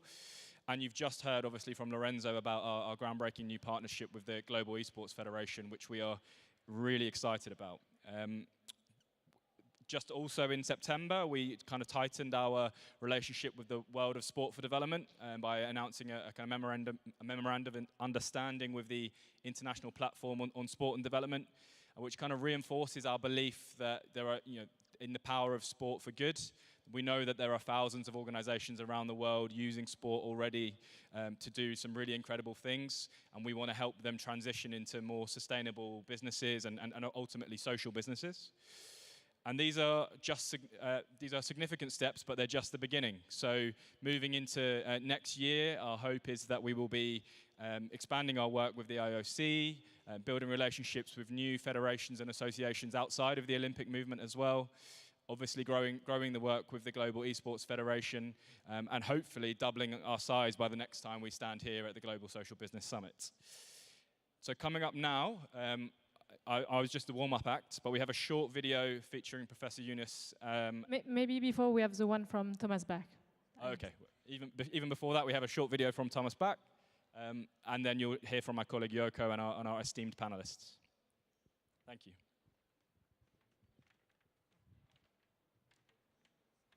Dear Professor, my dear friend Mohammed Yunus, dear participants of the Global Social Business Summit, peace and how to achieve it. This is the overriding theme that you, the social business community of the world, will discuss over the coming days. This theme of your summit carries great resonance for us in the Olympic movement, because peace is at the very heart of our mission. The fundamental idea of the Olympic Games is to unite the entire world in peaceful competition. At the Olympic Games, the athletes embody this peace mission when they set aside all the differences that divide the world. They compete fiercely against each other, even for the highest prize, while living peacefully together under one roof in the Olympic Village. This makes the Olympic Games a powerful symbol of peace. But peace is about much more than setting aside differences. It is about creating a better world where everyone can flourish, where people are treated equally and with dignity. This is the intersection of the social business world and the world of sport. We share the same goal to make the world a better, a more peaceful place. This shared goal is the foundation of our partnership with Professor Yunus. Whether it is collaborating with the first ever social business entrepreneurship program for Olympic athletes, or building a new model for Olympic Games with minimum impact for the planet and maximum impact for human legacy. Our excellent partnership brings the best of both of our worlds together. In these difficult times, with conflicts and wars on the rise, we need the power of sport and of social business to promote peace and solidarity more than ever. There is a new world order in the making. This new world order will be more divisive than the one we all are striving for. This unfortunate trend alerts us in the Olympic movement because it is going against our peace mission. But exactly in these divisive and confrontational times, people around the world are looking for a unifying force that brings humankind together. And this the Olympic movement can offer. We unite the entire world in peaceful competition.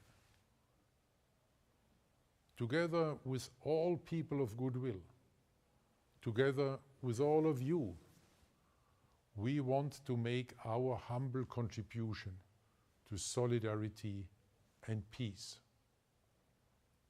And I emphasize solidarity and peace, because there is no peace without solidarity. This is why I'm extending the hand of the Olympic movement to all of you at this Global Social Business Summit to work together for more solidarity and for peace.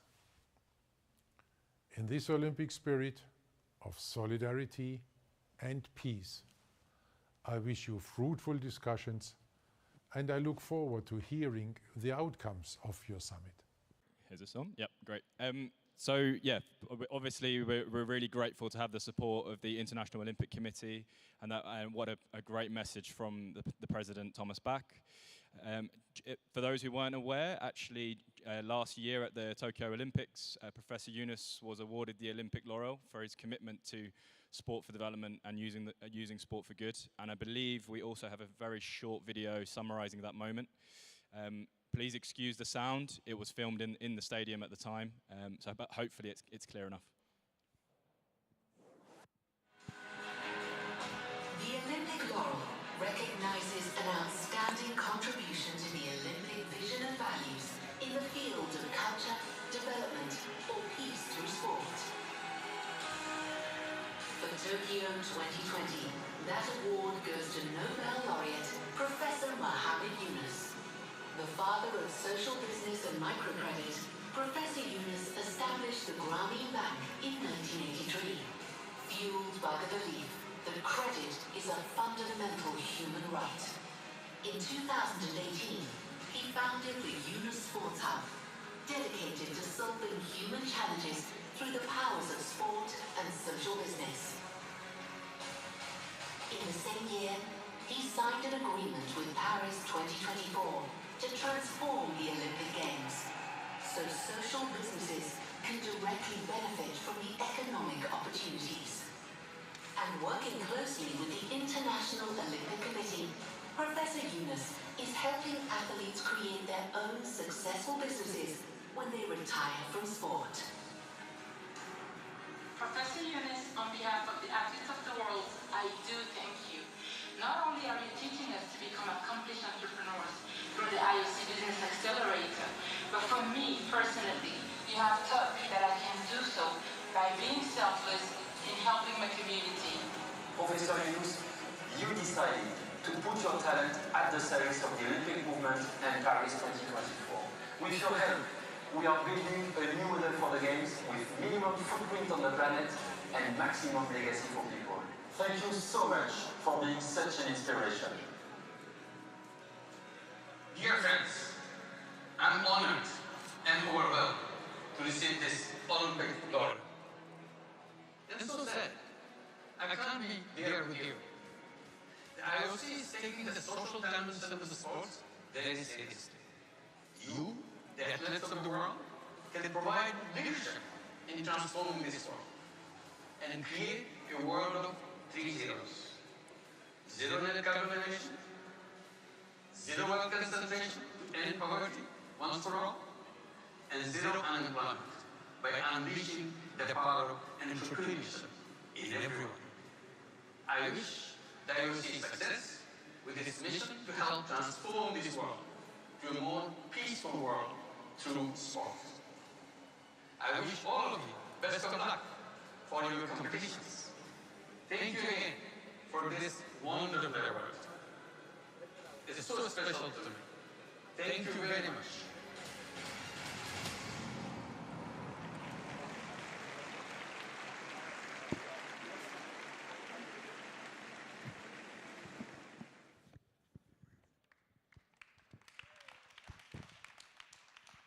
I really, really want to thank Professor Yunus and the entire social business community. Not because Professor Yunus is so good at giving speech without note, like me, because he's a real inspiration, and again, the social business community as well. They provide guidance as well, and I really want to thank everyone who are part of this community for showing us that it is possible. Professor Yunus and the entire family have been doing this work for you to contribute to this mission, and I'm really very delighted to be able to do it with joy. And at the Yunus Sports Hub, we really believe that everyone can change the world. Everyone can have an impact, whether you represent an organization, a government, if you are an entrepreneur, an athlete, a young, full of dream, or an old people with a lot of experience, we can all act. But we also know that sometimes it can be difficult. We don't know where to start or how to approach the problem. So that's why today I'm really pleased to introduce you to 5 sport enthusiast people who are going to share with you the best practice in sport and the story of their impact. So please give a big round of applause for our panelists.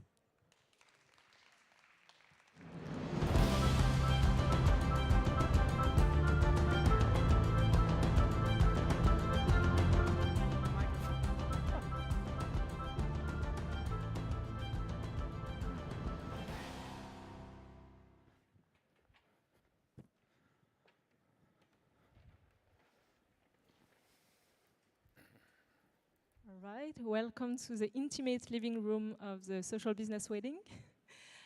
You know, like house sport people, we really like to play games. And I would like to play a really quick game with you. It's called Have You Met? It's very simple. You introduce yourself, and then you introduce the person next to you. So I can start. Hi, everyone. My name is Yoko Yusuf. I'm Operation Director at the Yunus Sports Hub, and I'm getting ready for my first Muay Thai fight in 1 month. And have you met Mary? Thank you. I'm Marie Barsac. I am Executive Director for Impact and Legacy at Paris 2024. May I introduce you? Hi, my name is Trissa Tynan. I'm the Director General at the International Federation of Muay Thai Associations. I've been working there 15 years, and I have not done Muay Thai fights, so kudos to Yoko. Have you met Jakob? Thank you. I'm Jacopo. I'm the head of legacy of Milano Cortina 2026, and I'm waiting for my next football match, and I hope this week. Hi, my name is Kojo Annan, founder of Africa 10, and I'm also a great sports enthusiast. Yesterday I almost missed the session because I was trying to watch Tottenham against Liverpool, but my team was losing, so I came to the session instead. Hi, I'm Nicola Di Tullio. I'm an IOC young leader, and despite the most of Italians, I'm not that football person. So, yeah, more generally sport enthusiast. Thank you everyone for being with us today. So we're here so you can share the best practices and the stories and inspire everyone around the world. So let's start. For all, and first of all for small companies, very small companies and social businesses. We are very committed on that. That's why we signed an agreement with Professor Yunus at the very beginning of the OCOC in 2018, because we know that the society is looking at us, the youth are looking at us, the French society, the new club of 3-0, they will look at us, so we need to be active on that. And the first step we've done was to adopt a sourcing code, procurement code in fact, because we have 2.5 billion euros to launch until the games time. So it's a lot of money, and this money can have a social impact and positive economical impact and a positive environmental impact also. So that's why in our code we decided to ask 5 questions to every suppliers to candidate to our call for tenders. What do you do in terms of social, circular economy? We don't want to buy and to throw up things. We really need to promote circular economy. What do you do for carbon print? What do you do for people away from employment? What do you do for people with an impairment? And finally, what do you do to generate a local impact? Because it's also very important. We need to have social benefits at the very heart of France and the very heart of the games. With that strategy, we launched a platform called ESS 2024, which is a digital platform, but it's also a community of social businesses that are engaged in the process. They are aware about our call for tenders. They are aware also to answer our call for tenders together. They are aware how to offer other companies their services to help them to answer the question about impairment, about people away from employment, for circular economy. This is today 6,000 companies are engaged in that platform, ESS 2024, and today we have good results so far. We launched 50% of our call for tenders so far, and we have 75% of small companies, and inside those companies, 15% are social businesses. And we are also very engaged in promoting opportunities for people far away from employment. We are dedicated some of our call for tenders. We are, for example, in our management facility in our office, we are using social businesses only. We also dedicated some call for tenders for people with an impairment, jobs opportunity, and we are asking all the call for tender for food, for cleaning, and for security to do 10% of the hours worked for people away from employment. And for example, the food of the village will be done by the Sodexo, and Sodexo, in its answer, provide 15% of hours for people away from employment. So in order to win our call for tenders, those companies must be proactive on that issues. And for us, this is the best way to be active on these social benefits for people in France, and in Seine-Saint-Denis in particular. Thanks, Mary, for sharing. It's really amazing what you can do with the organization of just the games, all the impact you can have in so many different industries and sectors. I think you agree with me that major sport events are a real opportunity to challenge the statu quos, not only for Paris 24, but after. So is there anything really that would be done differently in the economy, in the way we do business, in the way we organize sport events after Paris 2024? Yes, for sure. The model of the games is changing. The IOC understand it, but didn't know exactly the way to do it. He launched an Agenda 2020 +5 now, but he's waiting for OCOGs committed themselves to be active and to have results. So we have a huge responsibilities as OCOGs to prove that it is possible to organize a big events and to have a positive social, environmental, economical impact.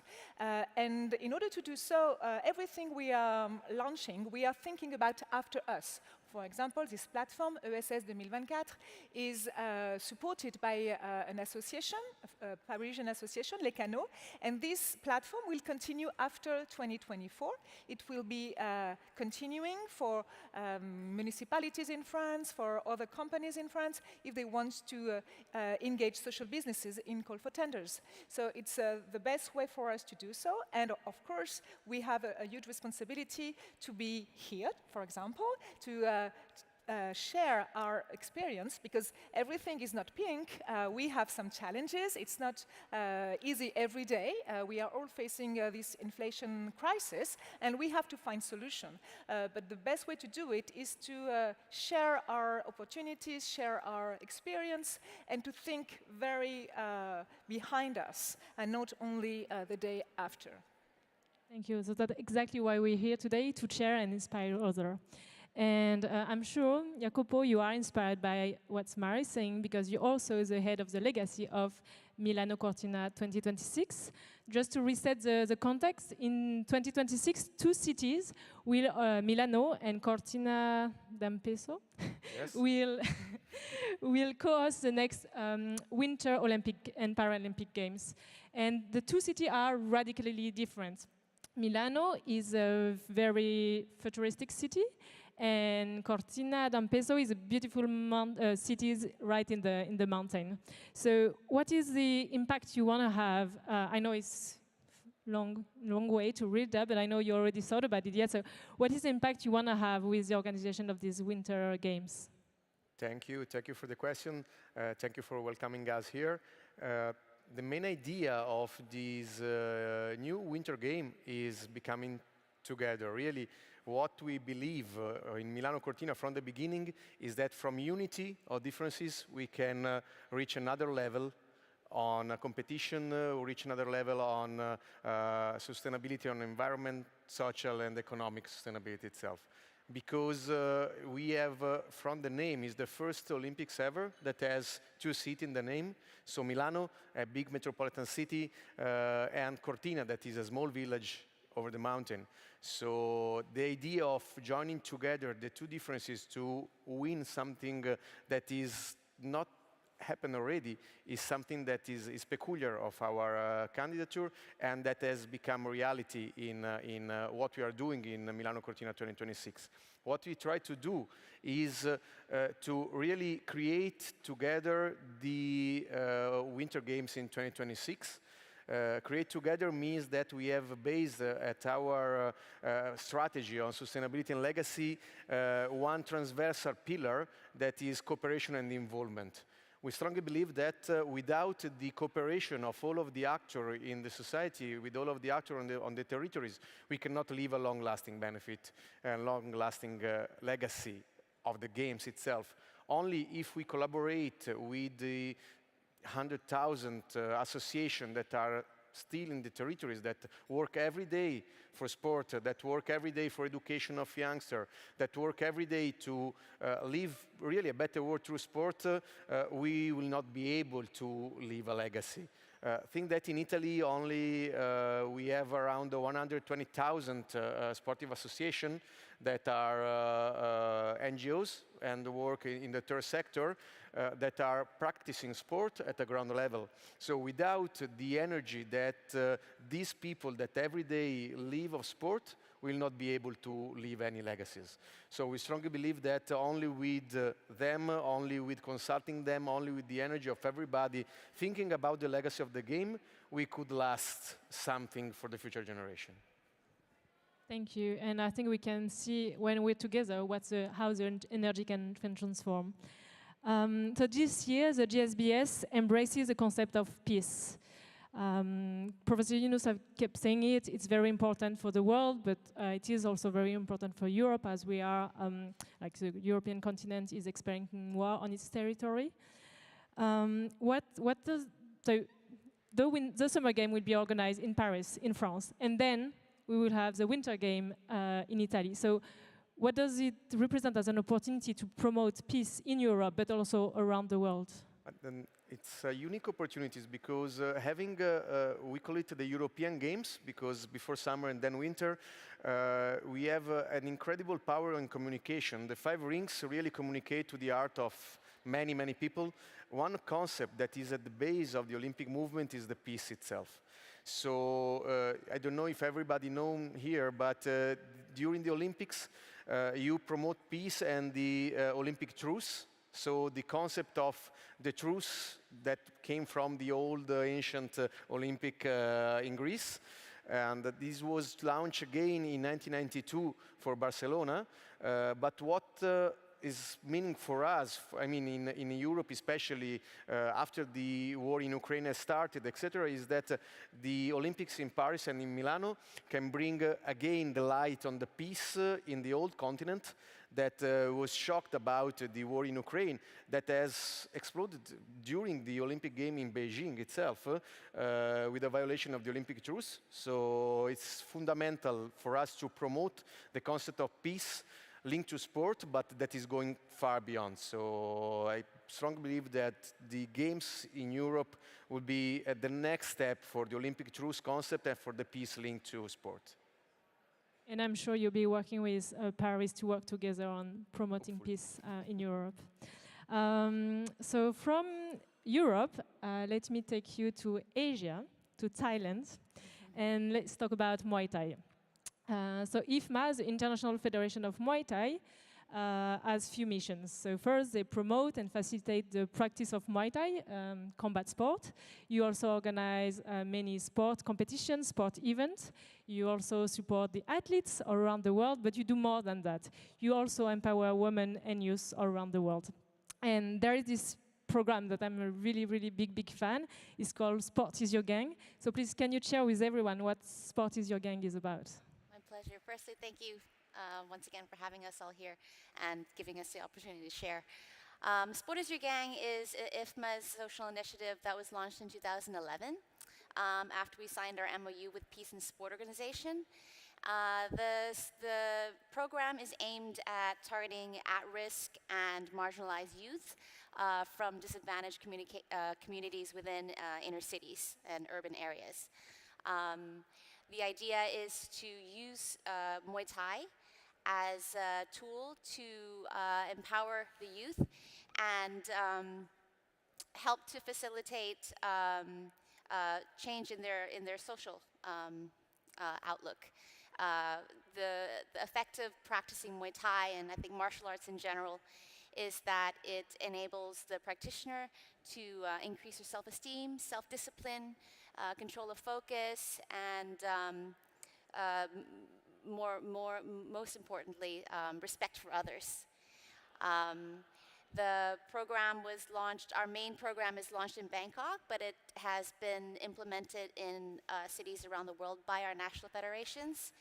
And we hope to take it to the next step together with the collaboration with Unisports Hub. So talking about the next steps, you know how exciting I am because this week actually, I'm going to Bangkok to work with your team. Because the Unisports Hub with the IFMA, the International Federation of Muay Thai, and the UNESCO, we have been working for months on a new project called Transforming Cities, and I'll let you tell us more about what we're trying to achieve, what we will, and what are the next steps for the three of us. Right, so the next step, as Yoko said, it's happening very soon. It's happening next week with the United Through Sports Youth Festival and Conference that's being organized in Bangkok. At that conference, we're going to have many high-level speakers and keynote speakers from the International Olympic Committee, Paralympics, UNESCO, United Nations, and then also yourself for the Youth Sports Hub to present the concept about this transforming cities. And what we want to do is to take the Sport is Your Gang Bangkok site as a pilot program and take it to the next level, which is to, and on top of it being a sports hub to give access to youth to sport, we also want to create a social and economic ecosystem, a self-sustainable ecosystem that will target also vulnerable women as well as youth and provide opportunities for economic development, mentoring, counseling, access to basic health services. And the business model for this is that it should be self-sustainable. And it will be operated by, managed by a private operator within the framework of a public service delegated contract. Thank you. And I think this is what is really interesting is that program is like you already created this Sport is Your Gang, which is already helping and facilitating the access to sport to many youth and women. But we will just gonna inject a bit of social business in it to create more economic opportunities for all and make it self-sustainable. Yeah. That's a big challenge. So we'll keep you posted about that. From Asia, let's go to Africa. Kojo, you also support the youth in Africa. And I was talking with you just a few hours before. My first question is like, why Africa 10? Why 10? Well, the name Africa 10 coming from sports again. In football, traditionally, the number 10 represents excellence. Historically, you've had Pele, Maradona, Messi, Zidane, JJ Okocha. I love the greats wear the number 10, and people see the 10 as a number of excellence. But also, from Africa 10's point of view, it also represents the power of 10, essentially meaning unity. So the brand itself stands for excellence and unity. And if we can multiply the number of excellent people that we have, then we can help to grow and develop the continents. So we have two lucky numbers, number 5 to create the group of the Critical Club, and we have the number 10. So what are you doing with Africa 10? Well, we're looking at, as I said, developing sports as a tool for development. Essentially, we believe as Africa 10 that most people focus on the African continent for its resources, oil, gold, diamonds, etc. But we believe that Africa's greatest resource is its human resource, which is the young people of the continent. You have a continent of about 1.4 billion people, of which I think it's been said earlier today that over 70% 25 and below, so the abundance of talent is there. Africa as a beacon of sports, it's an obvious sell to anybody. The African sporting talent is well established, and what they're lacking is access to opportunities and a level playing field compared to their counterparts in the West. And having grown up most of my life in the US and Europe, I saw that, the complete disparity with what a young athlete gets and takes for granted, actually, in many developed cities compared to what they get on the continent. So our mission and aim is to try and help balance that and give them the pathways to excellence, so those that have this abundance of talent can get the opportunities to showcase their talent to the continent and to the world by providing them the types of infrastructure that simply are not available today. So simple case in point, when I used to live in New York, I would go and play soccer with my friends, 8 p.m. at night, 9 p.m. at night, 10 p.m., floodlit pitches all across, looking with the backdrop of New York City. When I'm in Lagos or Accra, they can only play football from 4 p.m. to 6 p.m. Before 4, it's too hot. After 6, it's dark. So simple example, but you can see the limitations of them developing their talent. So we want to tackle some of those key infrastructure areas to help them have the same opportunities as children everywhere else in the world, and then also capacity building in terms of the sports itself, because as we all know sports is a massive industry that generates billions and billions of dollars globally. And again, essentially, many of the children in Africa are locked out of that ecosystem because there's no investment into sports in the continent. So apart from the natural talent we have on the field, there's a whole ecosystem around sports, as they would know very well. So when you look at all these Premier Leagues, all the leagues that we all follow, there's an industry around it, from sports science, the medicine of sports, the physio, business of sports, finance, marketing, legal, etc. And we're trying to help to develop that capacity building, because currently on the continent it's very limited, and without investment in the capacity building, we can't build up our sports leagues.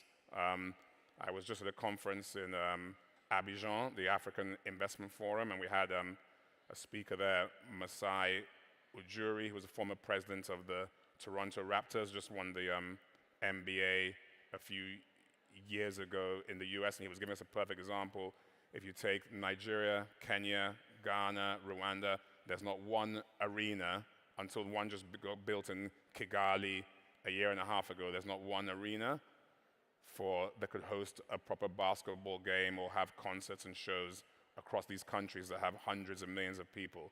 So this is this type of infrastructure deficit that we're hoping to support, to grow support for, to help to start fill the void, to enable these talents to grow, and also to enable us to develop our own leagues, our own tournaments, and our own competitions, because we know that sports is a universal language, and we know there's so much African talent, not just in the continent, but globally, but there's nothing at home that they can aspire to be part of, or on the level that's comparable to what we take for granted in the rest of the world.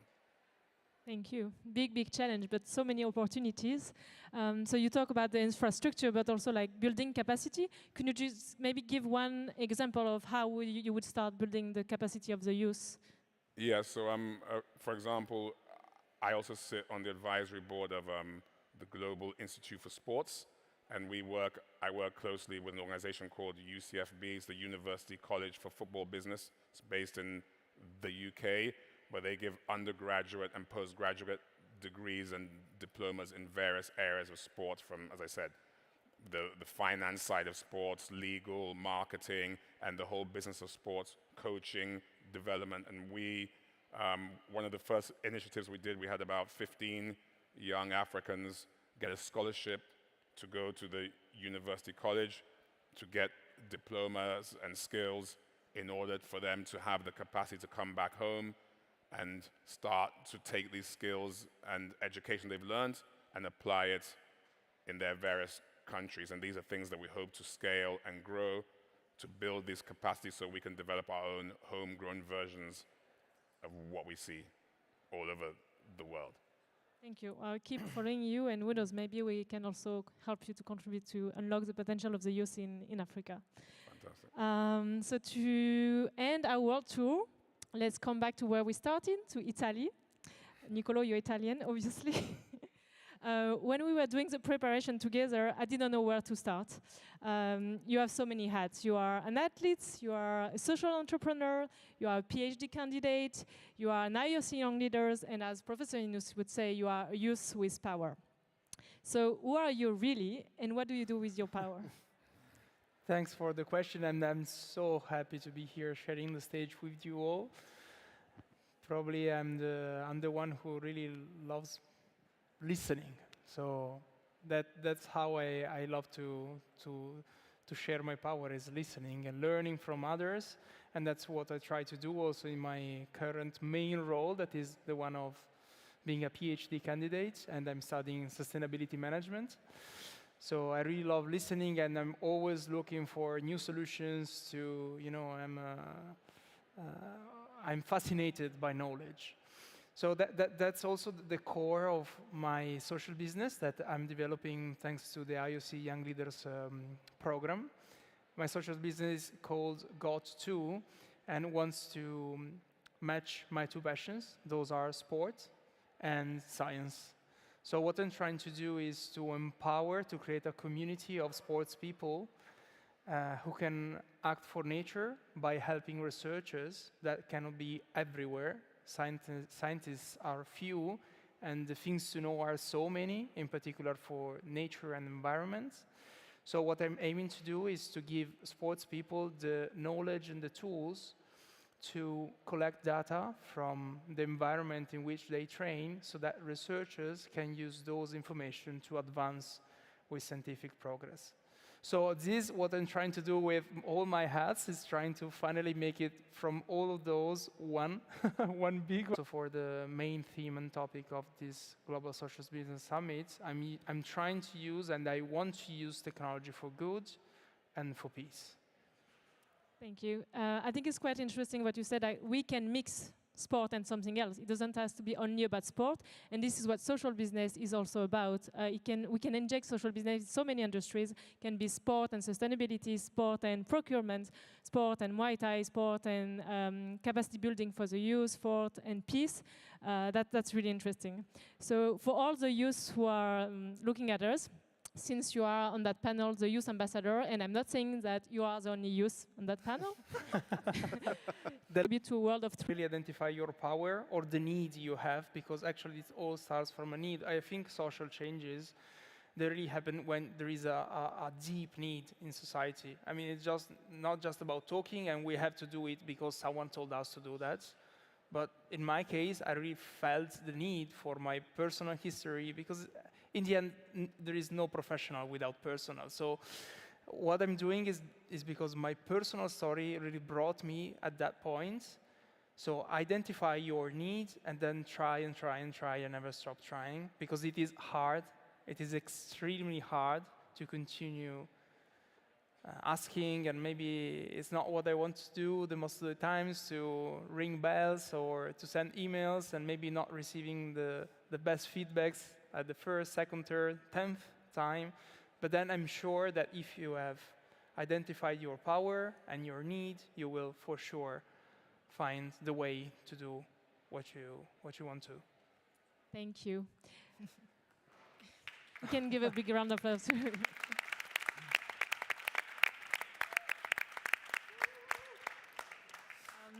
Thank you, everyone. And I think we all have something in common. We are all here to share, but we are all here to solve problems.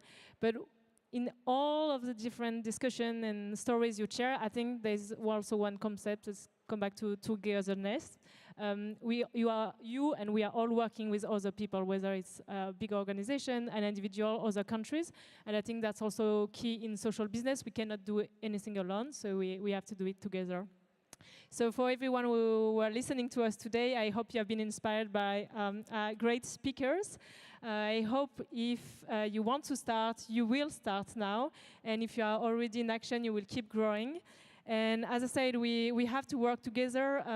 Us, the UNO Sports Hub, we are involved in social business in sport. And if you want to tackle any issue linked to sport, please come to us, myself and my colleague, Johan, Raoul, and also my colleagues all around the world would be really, really pleased to hear about the problem you want to solve. And if we can, of course, we'll be delighted to help you. So thank you again, everyone. And let's continue together to build a world of 3.0. Thank you. Thank you. Thank you, guys. The UNO Sports Hub and the UNO Environment Hub are always a great source of inspiration for all of us.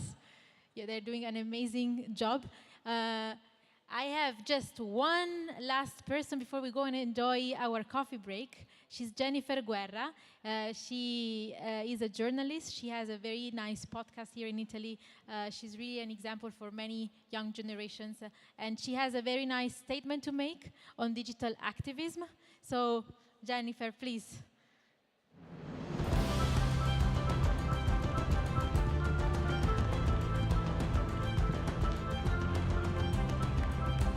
I'm speaking to you as Jennifer, a young feminist who believes in a world in which every human being, regardless of their identity, can have access to all the resources to fulfill their desires. I'm talking about desire and not aspiration, as desire is a fundamental part of my belief system and my political action as a feminist. I want to start with my personal story. I encountered feminism thanks to the internet. I come from a very small town in the north of Italy with a lack of economical and cultural opportunities. Nobody talked to me about feminism or gender equality. I stumbled upon these concepts online, reading some obscure blogs. Then I found an Italian feminist magazine for teenage girls, and that's when I found my passion for feminism and for journalism. My story is not that unusual. In the 70s, young women discovered feminism because feminists were everywhere. But today, most of the girls my age have encountered feminism online. Thanks to technology, women can be empowered and make their voices be heard. We are currently in the fourth wave of the feminist movement, in which women and all marginalized people connect and organize through social media. Thanks to the word of mouth of social media, we are seeing a growing attention on women's rights and safety, and women and girls everywhere are challenging the patriarchy. We are in the era of digital activism, in which every single person has the power to dissent and spread awareness on many issues just using their smartphones. But we are not alone in this digital landscape. Politicians and businesses and companies use social media as well, and they can talk directly to their public.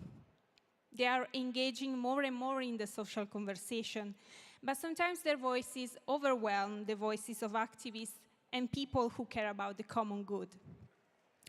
Technology is a powerful tool, but as the Spider-Man says, with great power comes great responsibility.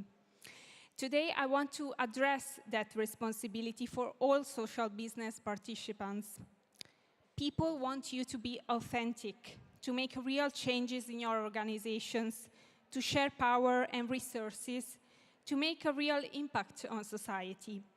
So listen to what people have to say to you. Understand their needs and take accountability when needed.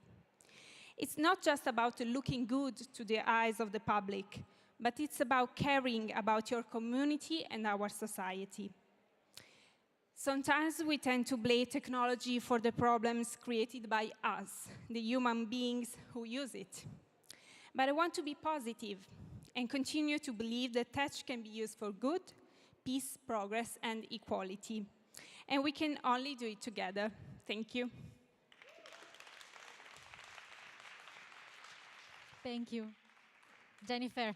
So even if we are just a few, there's thousands of people connected online on our platform. So I really hope your message has been heard. So with this, you're happy to go and have a coffee. We take a break, and then we come back with renewed energy. There's a very interesting session happening on new financial investments and how can we invest and finance social businesses. Thank you.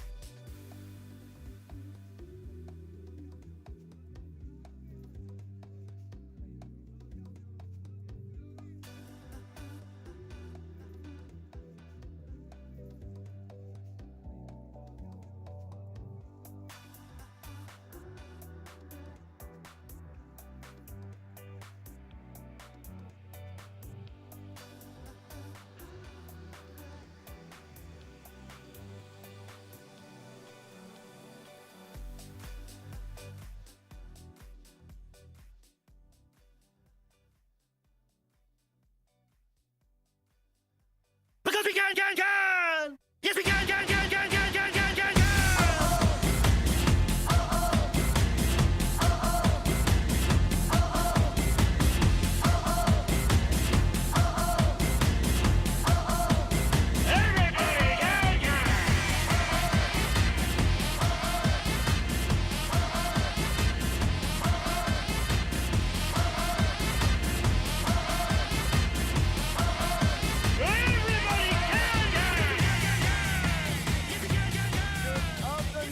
Welcome back, everyone. Welcome back, everyone. How is the vibe in this room now? This will get better with this panel, I promise. How is the vibe in this room now? Super cool. So, next up, what we are going to discuss is about finance.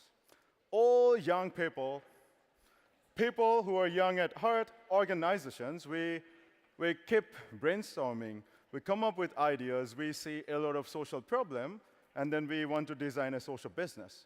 And one of the many resources that we need to make it happen is finance. But it breaks my heart when I see another young person of my age who cannot become successful in his business or doesn't get the seed funding that he needs to get started. As social business is not a charity, nor a traditional profit-making business. We need to be creative in terms of finding resources for our businesses. And to talk about this topic, we are going to have 5 experts. To get started with, a leading lady in the social business fraternity, deals with money, own a number of awards, and spent last 12 years building and shaping this global movement for social business. She is the CEO and co-founder at Yunus Social Business, Saskia Brewston, ladies and gentlemen. Welcome.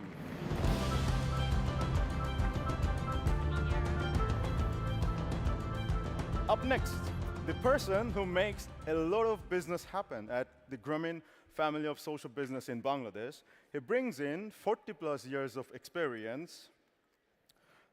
Executive Vice Chairman of Grameen Telecom, Mr. Ashraful Hassan, has been working with this group since he was an almost teenager.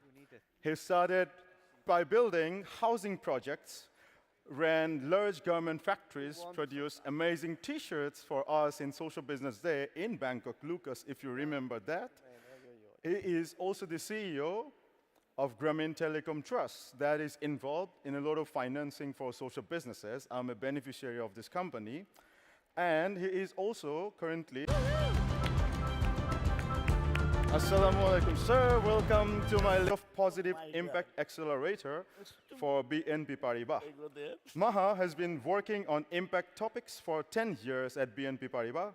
As head of Positive Impact Business Accelerator, she created and developed a dedicated framework and specific products and services for impact enterprises within BNP Paribas ecosystem, such as impact measurement methodology, impact investing strategy, or the design and structuring the impact bonds. Ladies and gentlemen, can we welcome Maha on stage? Welcome. Next up is Davide Dalmaso, partner of Avanzi and vice president of the Committee for the Social Stock Exchange, my newfound friend at this GSBS. Davide has worked for years as a business consultant, specializing in environmental management and innovation. Welcome, Davide.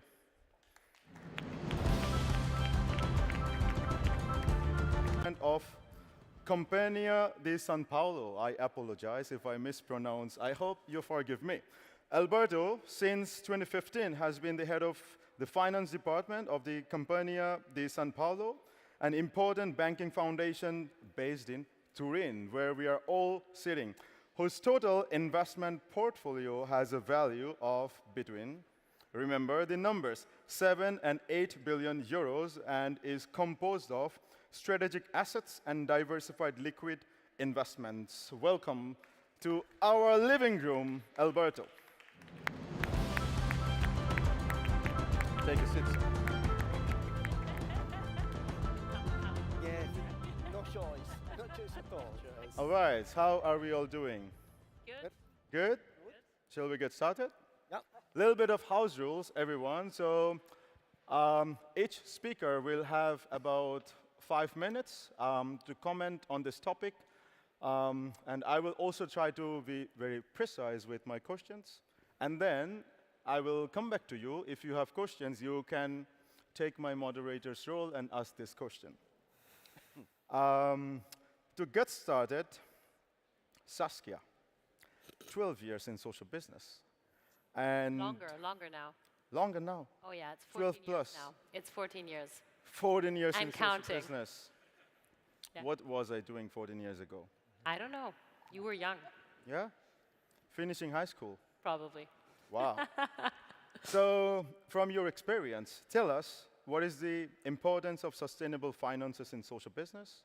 And as I follow the work that Social Business does, pre-COVID, of course, we met in different occasions, gatherings like this, but for the last 3 years, I have also seen many WISE-B initiatives came up. If you could shed light on some of those innovative financing methodologies that you have been using. The reason why I ask you this question, because I think Social Business is paving the way for new generation incubators, accelerators, or social business fund. Yeah, absolutely. So maybe just again taking a step back. Sorry, I can't speak today. About 14 years ago, I had the chance to meet Professor Yunus when I was doing another master's at LSE in London. And he was talking about this wonderful concept of social business. And back then, that was really still very new.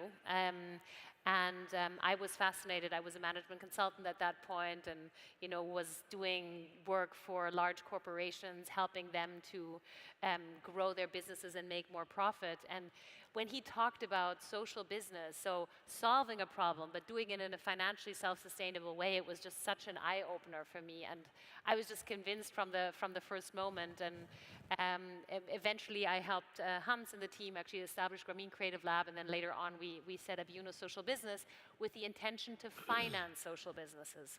Why? Because social business was a new concept, and there weren't really financing sources available at that stage, and we felt that there was a real gap in the market. That indeed, there were entrepreneurs that wanted to build social businesses, but there weren't really that many options to how to get financing for it. And in some ways, I remember back in the day, we were always like sort of stuck in the middle. People were like, oh, you're an NGO, okay, perfect. Well then, oh, but you're not a nonprofit, so that's not gonna work. We can't give you money. Or, oh, you're a business, but you're not making double-digit returns.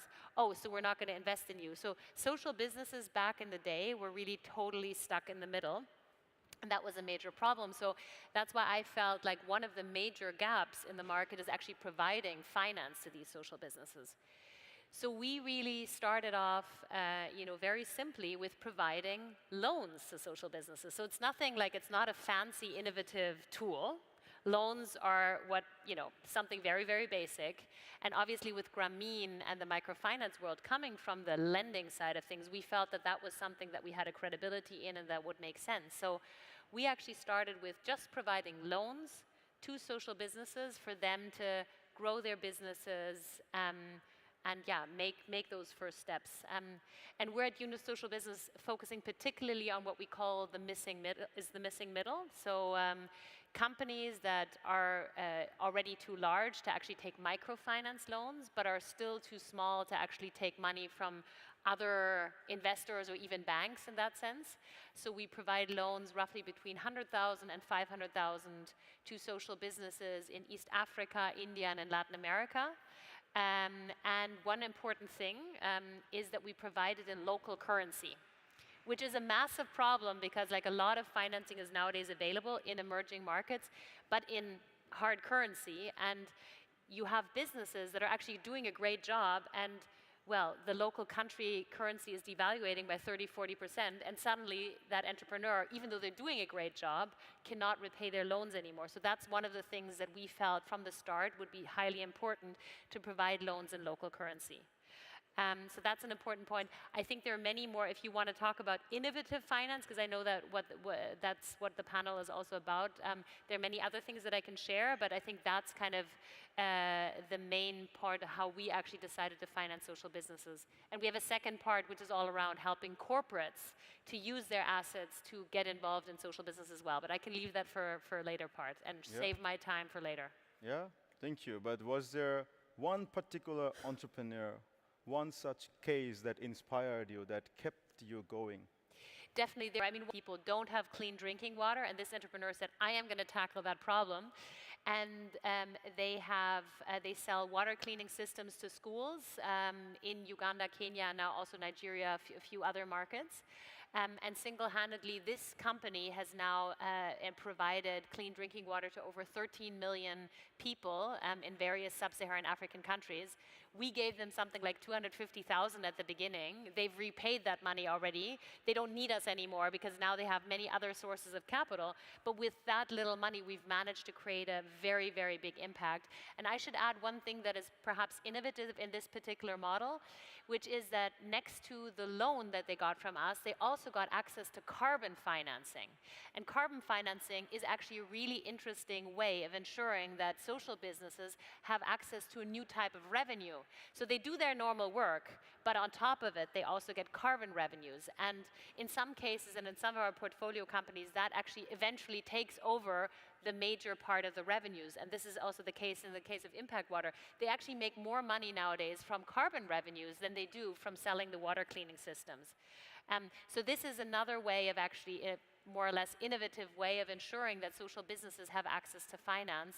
Carbon credits is one, but nowadays there are new types of currencies emerging, like waste credits, water credits, and eventually over time I see that there will also be other social impact credits. So social businesses can just do their work and they get additional revenue from those types of new innovative currencies. I can talk more about that. Yeah, amazing work. I mean, like, send them to Bangladesh. We have 39 million people who doesn't have access to clean water, right? Maybe I'll let them know. Yeah, of course, we have to learn from them. So from my company, with Ashraf Sir's company, we co-founded a project called Shishi Water. We are still trying to innovate and see how we serve more people. And then, of course, if we can learn from them, that would be amazing.